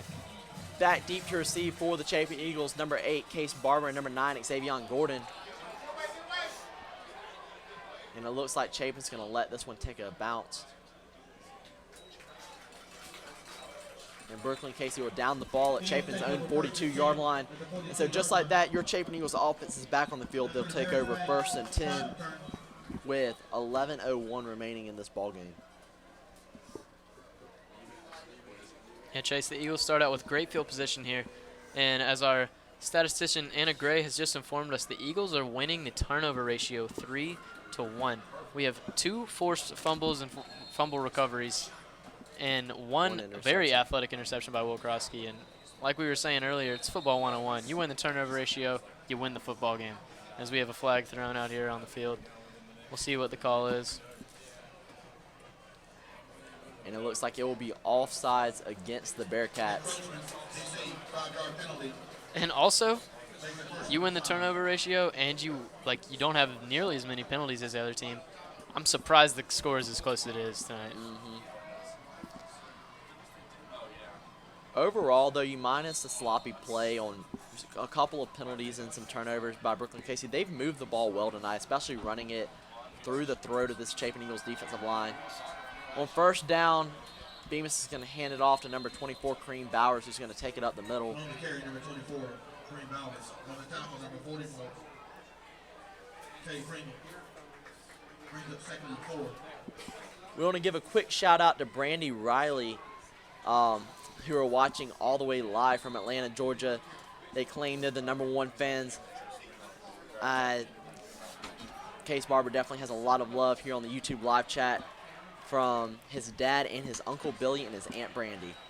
Well, he has a lot of love for me tonight too, Chase. There you go. He is. Earlier, he was 70% of the passes thrown from Cooper Bemis, and I'm sure he's still somewhere around there. Talk about this sloppy penalty play from Brookland Cayce. Chapin only has 15 penalty yards tonight. Brookland Cayce has 85. 85 yards is enough to drive the ball down the field and score. And you so have to wonder what's going through the mind of Brookland Cayce's head coach. Yeah, I'm sure the coaches are looking up at the scoreboard and they're seeing they're down by 3 points. And they're looking at their statistician saying 85 yards and wonder what could happen if they only had the 15 yards that we had. On 3rd down, Chapin's going to run the hammer formation. They're going to put in number 9, Xavion Gordon, who's going to run it to the right side of the field. But he will be shut down and brought down behind the line of scrimmage. That will bring up 4th and 2 for the Chapin Eagles offense from midfield. It looks like that the Chapin Eagles offense will be going for it here on 4th down.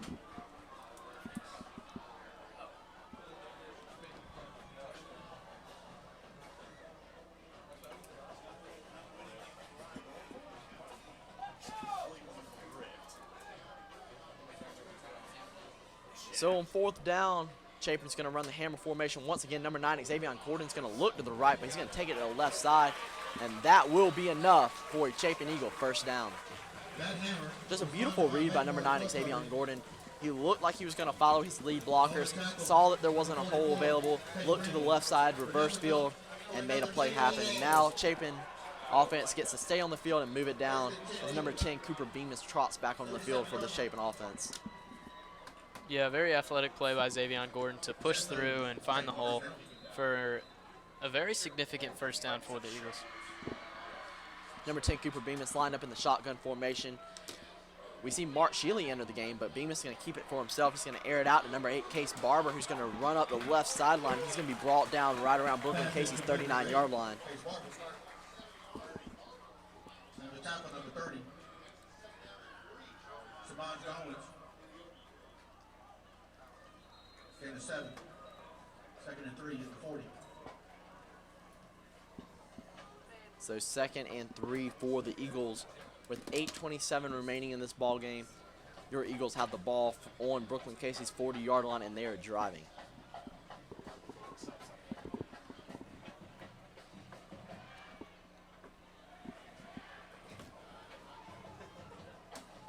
It looked like Chapin was ready to get going on there, but once they got set, they came back into huddle as it looked like the coach changed the play kind of last minute on the quarterback, Cooper Bemis.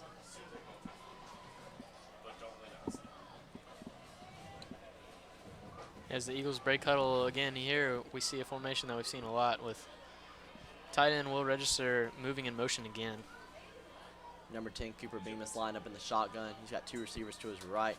He's going to hand it off to number 4, Mark Shealy, but he's going to be stuffed right at the line of scrimmage, and he's going to be driven back for a loss of a few yards, and that will bring up 3rd down for the Chapin Eagles offense. And a shout out to our video productions manager, Trip Lane, who's watching from Clemson, South Carolina. We certainly miss him this year as he is attending the University of Clemson and going to do big things with his life. On 3rd down, Bemis is going to line up in the shotgun. He's got 3 receivers to his right. He's going to take the snap. He's rolling out to the right. He's looking downfield. He's going to air it out for number 17, Kale Rain. But that ball will be nearly picked off by number 23, Mike Williams. But it will fall incomplete. There is a flag on the play. Flag came in after the play, so I'm not really sure.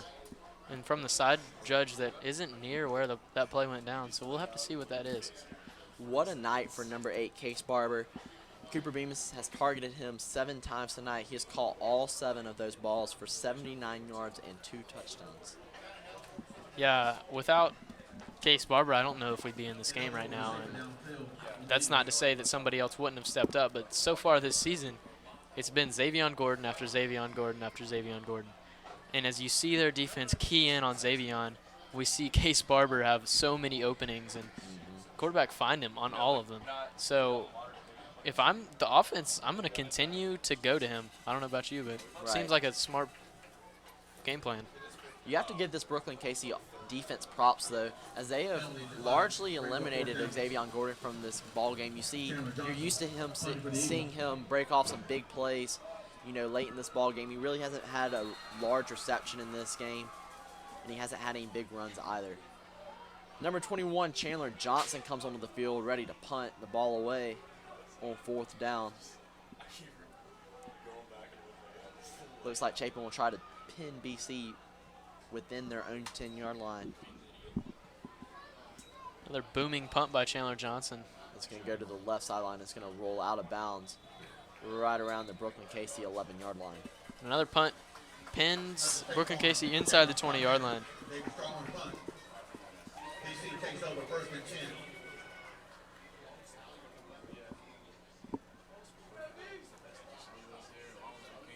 Yard line.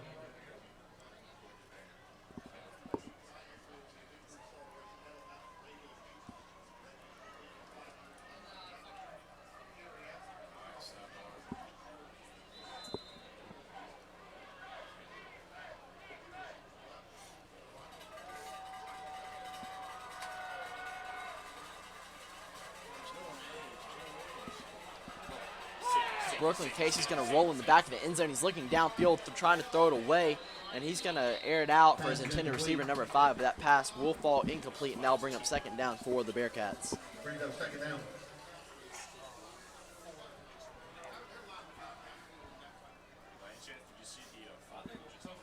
Great pressure there by the Chapin Eagles defensive line as they had Sharpie in the end zone running around for his life. Unable to bring him down and get some contact on him.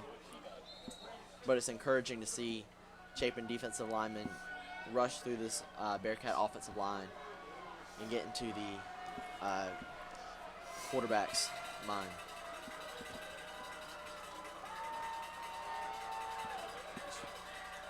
Sharpie's going to line up in the shotgun formation. He's going to hand it off to number 1, Marquise McCoy, who's going to take it up the left sideline. He'll be shoved out of bounds by number 22, Cam Lyles.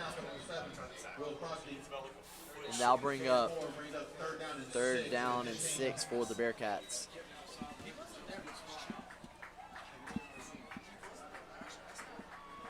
Let's go, Eagle fans. It's one player down. Let's make some noise. With 6:59 remaining in this ball game, for those of you who are just tuning in, your Chapin Eagles are leading the visiting Brookland Cayce Bearcats 20-17 here in the fourth quarter at Cecil Woolbright. Sharpie's going to take the snap in the shotgun formation. He's going to roll to the right sideline. He's looking downfield. He's going to take the ball himself. He's going to reverse field. He's going to dodge a couple Chapin Eagle defenders, and he will have enough on his legs for the first down. And the comparison to Johnny Manziel is becoming uncanny. Right. And as he continues to make plays extended with his legs, and if Chapin would have stopped him there, we have to imagine that they would have gone for it on fourth down because it's 6 minutes left in the fourth quarter. And if we could have stopped him there, that would have been the game. So that is a huge conversion for quarterback Sharpie there. Sharpie's going to line up in the shotgun once again. He's going to take the snap. He's going to screen it out to the right. Number 1, Marquise McCoy, and he will have enough for a Brookland Cayce first down. He's going to break his initial tackler and just drag his way to that first down marker. Yeah, as they continue to make plays extended with the mobility of the quarterback, you can see defensive coordinator for the Chapin, Coach Stogner, get more and more heated on the sideline as he probably has almost lost his voice down here, as we can almost hear him from up here.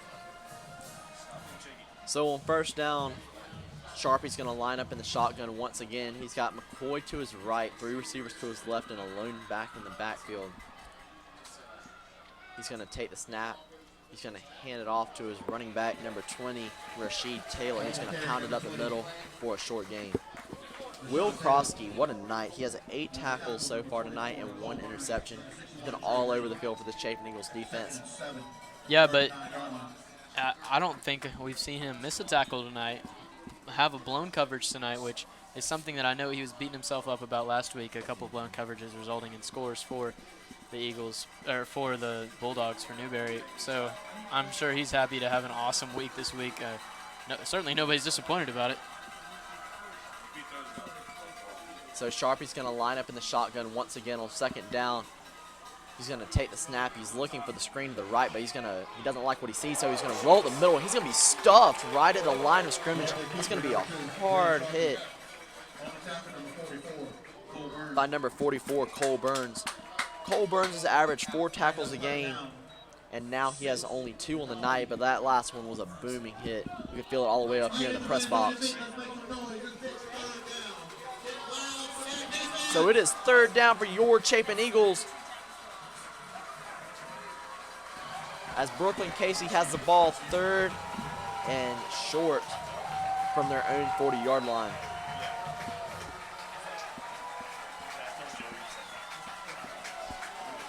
Sharpie's lined up in the shotgun. He's got a receiver to his right, 2 to his left. He's looking to the left, but he's going to air it out downfield, intended for number 1, Marquise McCoy. Coverage provided by number 16, Nick Price, and that pass will fall incomplete. Beautiful coverage by number 16, Nick Price, exactly what he's been doing all year. He's a shutdown corner, and that has not changed tonight, Joe. And Chase, someone that we've seen have a breakout game also tonight on the defensive side of the ball is Trey Green, someone that came into this season with having knee problems, but tonight has 7 tackles and 2 tackles for loss.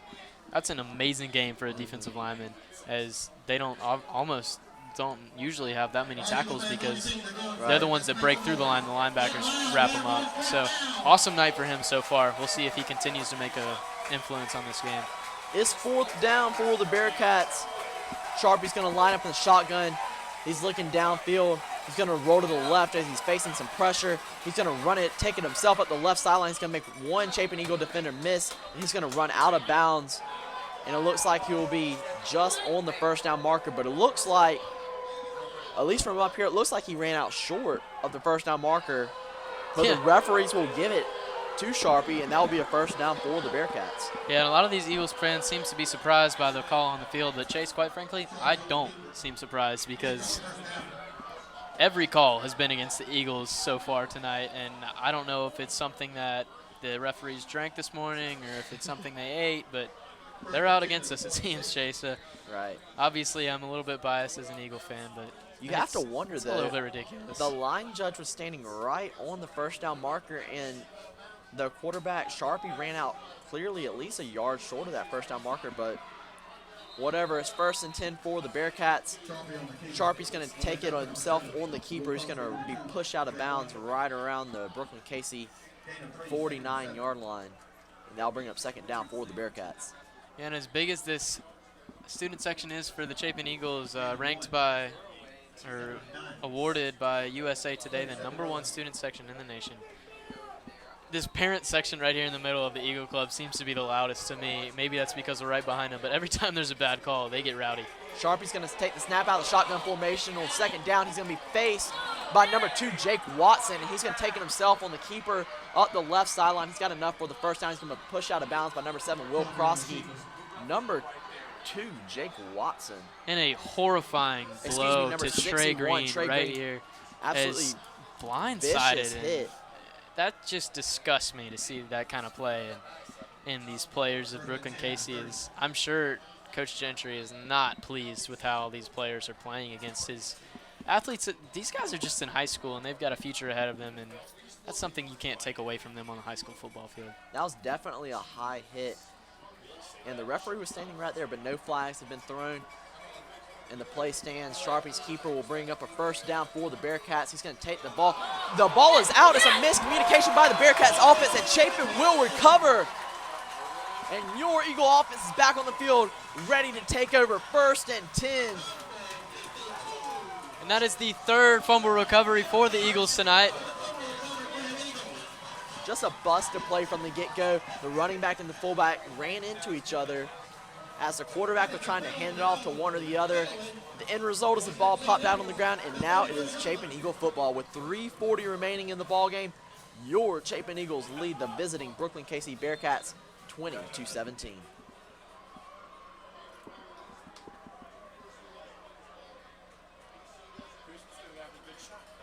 So Bemis is going to line up in the shotgun. He's got number 4, Mark Shealy, in the backfield. He's going to take the snap himself. He's going to take it on the keeper. He's going to make 2 Bearcat defenders miss, and he's going to be brought down short of the line of scrimmage. Another missed call by the refs. It looked like Bemis was brought to the ground by a horse collar tackle. But at this point, what do you expect from these referees tonight?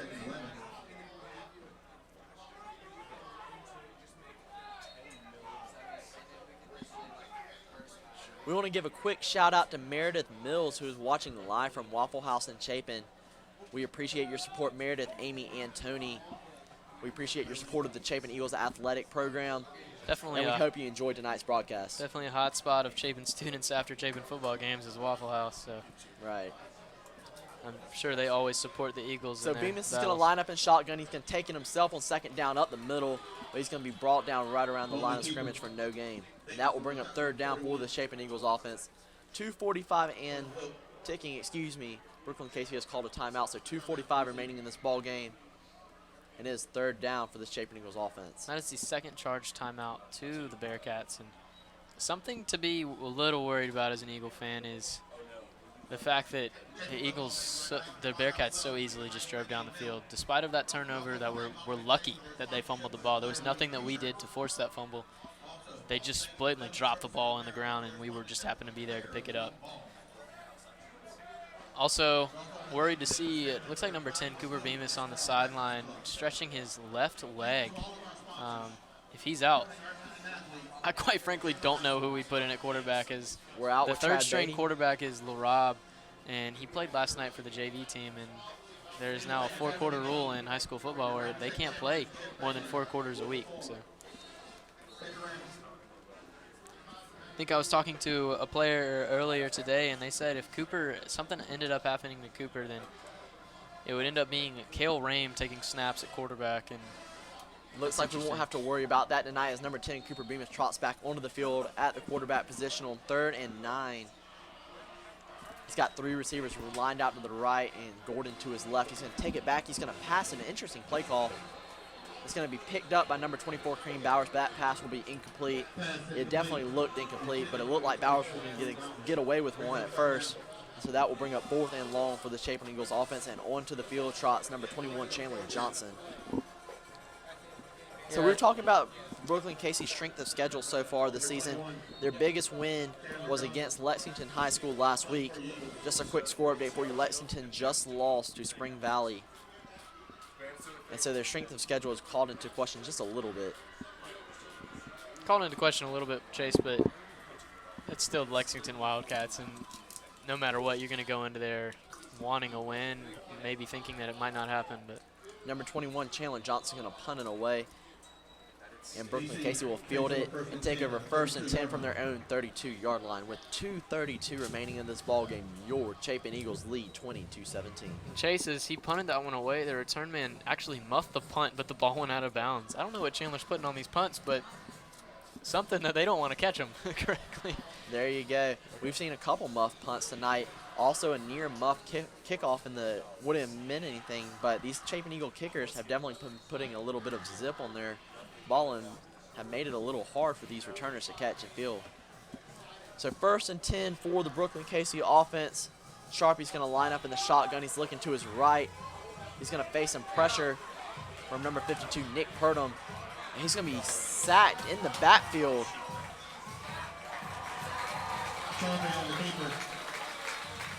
By a host of Eagles.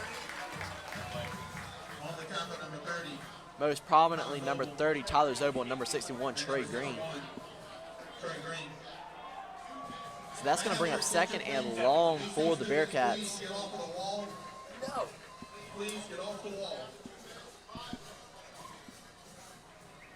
So Sharpie's going to line up in the shotgun once again. He's got 2 receivers to his right, 2 to his left. Marquise McCoy's on the far right sideline, matched up against number 16, Nick Price. Sharpie's going to take the snap. He's looking to the left sideline. Now he's looking to the right. He's going to roll out. He's facing some coverage, especially from number 88, Will Register. Now he's going to take it himself up the right sideline. He's going to make number 44, Nick Purdom, miss. He's going to reverse field. He's going to take it up the left sideline. He's going to attempt to stiff arm number 7, Will Krosky, though Krosky says not today and will bring down the quarterback, Sharpie. But yeah, that will bring up a 1st down for the Bearcats. Very athletic run by quarterback Sharpie there, and as he takes it many yards for the Bearcats, but he tries to stiff arm Will Krosky at the end of that play, and he's having none of it and brings him down right there. Just a beautiful technique tackle as Krosky was able to get under the stiff arm and bring down his legs. So with that, Krosky has 10 tackles and 1 interception tonight. That's his season high in tackles. Sharpie's going to take the ball in the shotgun formation. He's going to air it out to his receiver. Number 44, Nick Purdom's going to miss. And that's going to be a 1st down for Brookland Cayce. And again, Chase, it's interesting to see we have Will Register again playing defensive line and Xavion Gordon again playing safety. And as Will Register comes out here, but it is interesting to see because every time Register comes in, the offensive line double teams him. And the snap is fumbled by quarterback Sharpie, and he's going to air it out to the right sideline, and that pass will be deflected by number 22, Cam Lyles, and it will fall incomplete. There is a flag on the play, and it looks like it may be too many men on the field for Chapin, as number 9, Xavion Gordon, was a little confused on that play. He was running off the field. Chapin told him to run back on, and just a lot of miscommunication by the Chapin Eagles defense on that last play. Yeah, there's still 12 guys on the field for Chapin. They're not trying to get away with this one at all.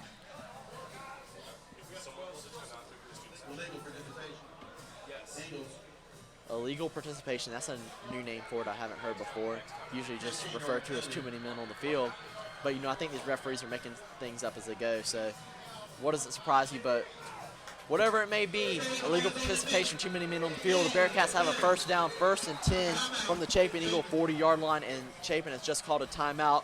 We're going to take a quick one as well. I'm Chase Floyd. And I'm Joe Parrott. And you're watching CSBN Sports. If you're heading to your college game tomorrow, make sure you stop by Farm Boys. Drive-thru is open at 8:30 a.m. for all your tailgating needs. Farm Boys.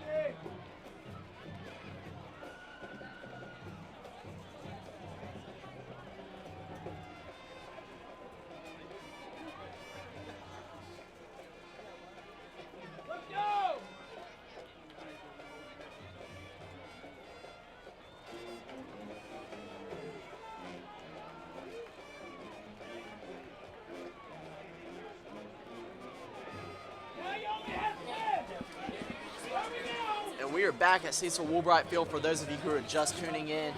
Brookland Cayce has the ball 1st and 10 from Chapin's 40-yard line with 37 seconds remaining in the game.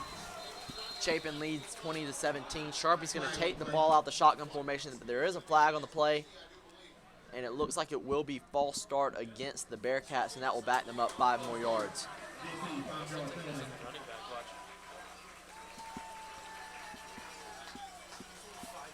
So that's going to bring up a 1st and 15 from the Chapin Eagle 45-yard line with 35 seconds remaining in the game. And a quick score update for you. This one a shocking upset as Fairfield Central updates outscores Newberry Bulldogs 20-7. As that is a huge shocker because the Eagles couldn't hold them below 20 points this past week and couldn't score more than 20 points on them either. So that's a great game played by Fairfield Central and probably a poor performance for Newberry as well. Right. All Newberry, got me my mind on Newberry. All Brookland Cayce needs to tie this ball game up is a field goal. Ever since Tay Pringle blocked the extra point earlier in the game across the Chapin after the Chapin touchdown. Sharpie's going to take the snap in the shotgun formation. He's looking downfield. He's going to dodge number 2, Jake Watson. He's airing it out downfield, and that ball will be deflected by number 9, Xavier Gordon. Scary play there for the Eagles as that one went through the hands of Xavier Gordon and right towards the hands of Marquise McCoy. And if he would have caught that ball, this game could have been very close to over. As it is very close to over, we have 29 seconds remaining in the game.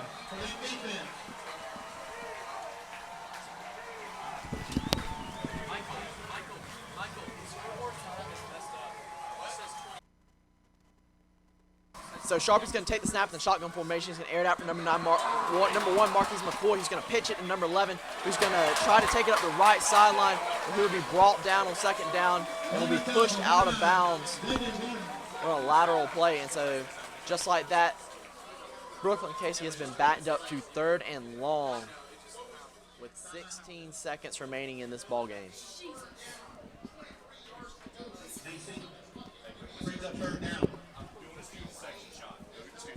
Brookland Cayce is going to call their 3rd and final timeout. So we're going to take a quick timeout as well. I'm Chase Floyd. And I'm Joe Parrott. And you're watching CSBN Sports.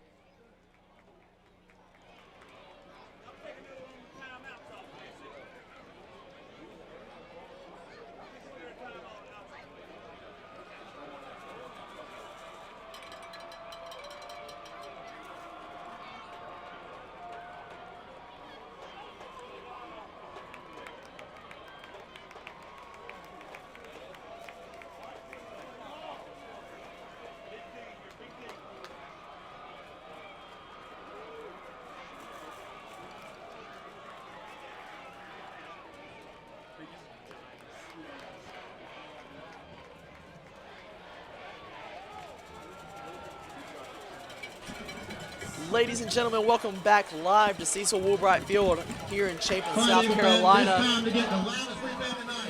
Brookland Cayce has the ball 3rd and long from their own 47-yard line. They're down by 3 with 16 seconds remaining in the game. There are flags on the play. Brookland Cayce has just called its last timeout of the game.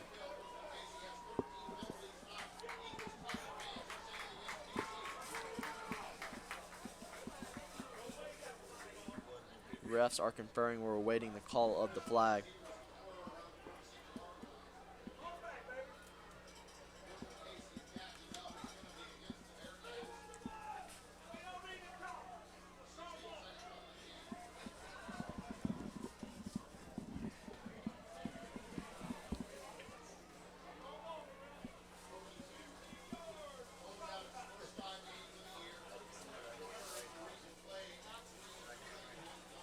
We welcome all who are tuning in live. Make sure you comment in our YouTube live chat or tweet us at Chapin Sportsnet. Let us know where you're watching from and who you're watching with.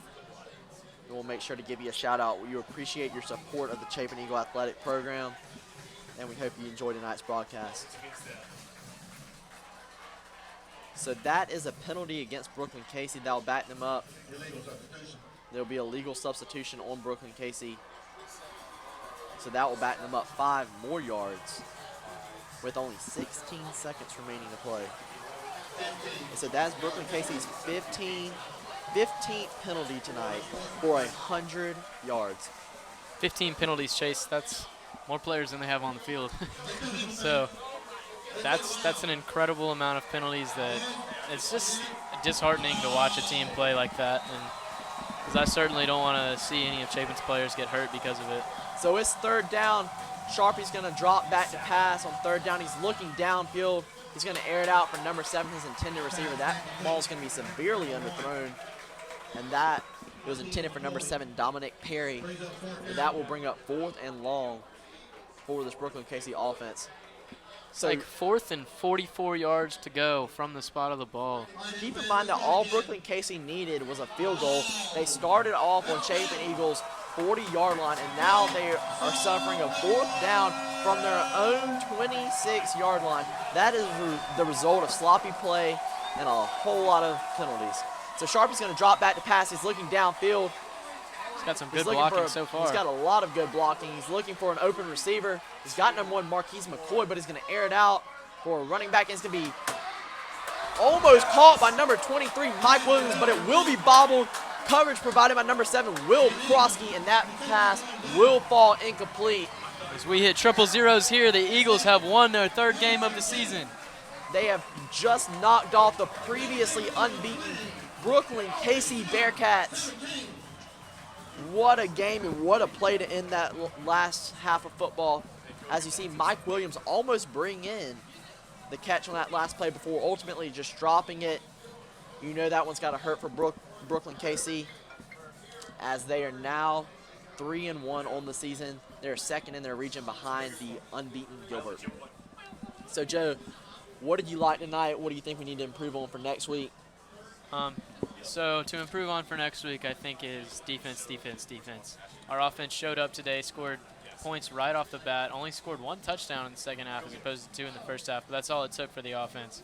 For the defense, we had plays were extended by Brookland Cayce's offense that shouldn't have necessarily been extended.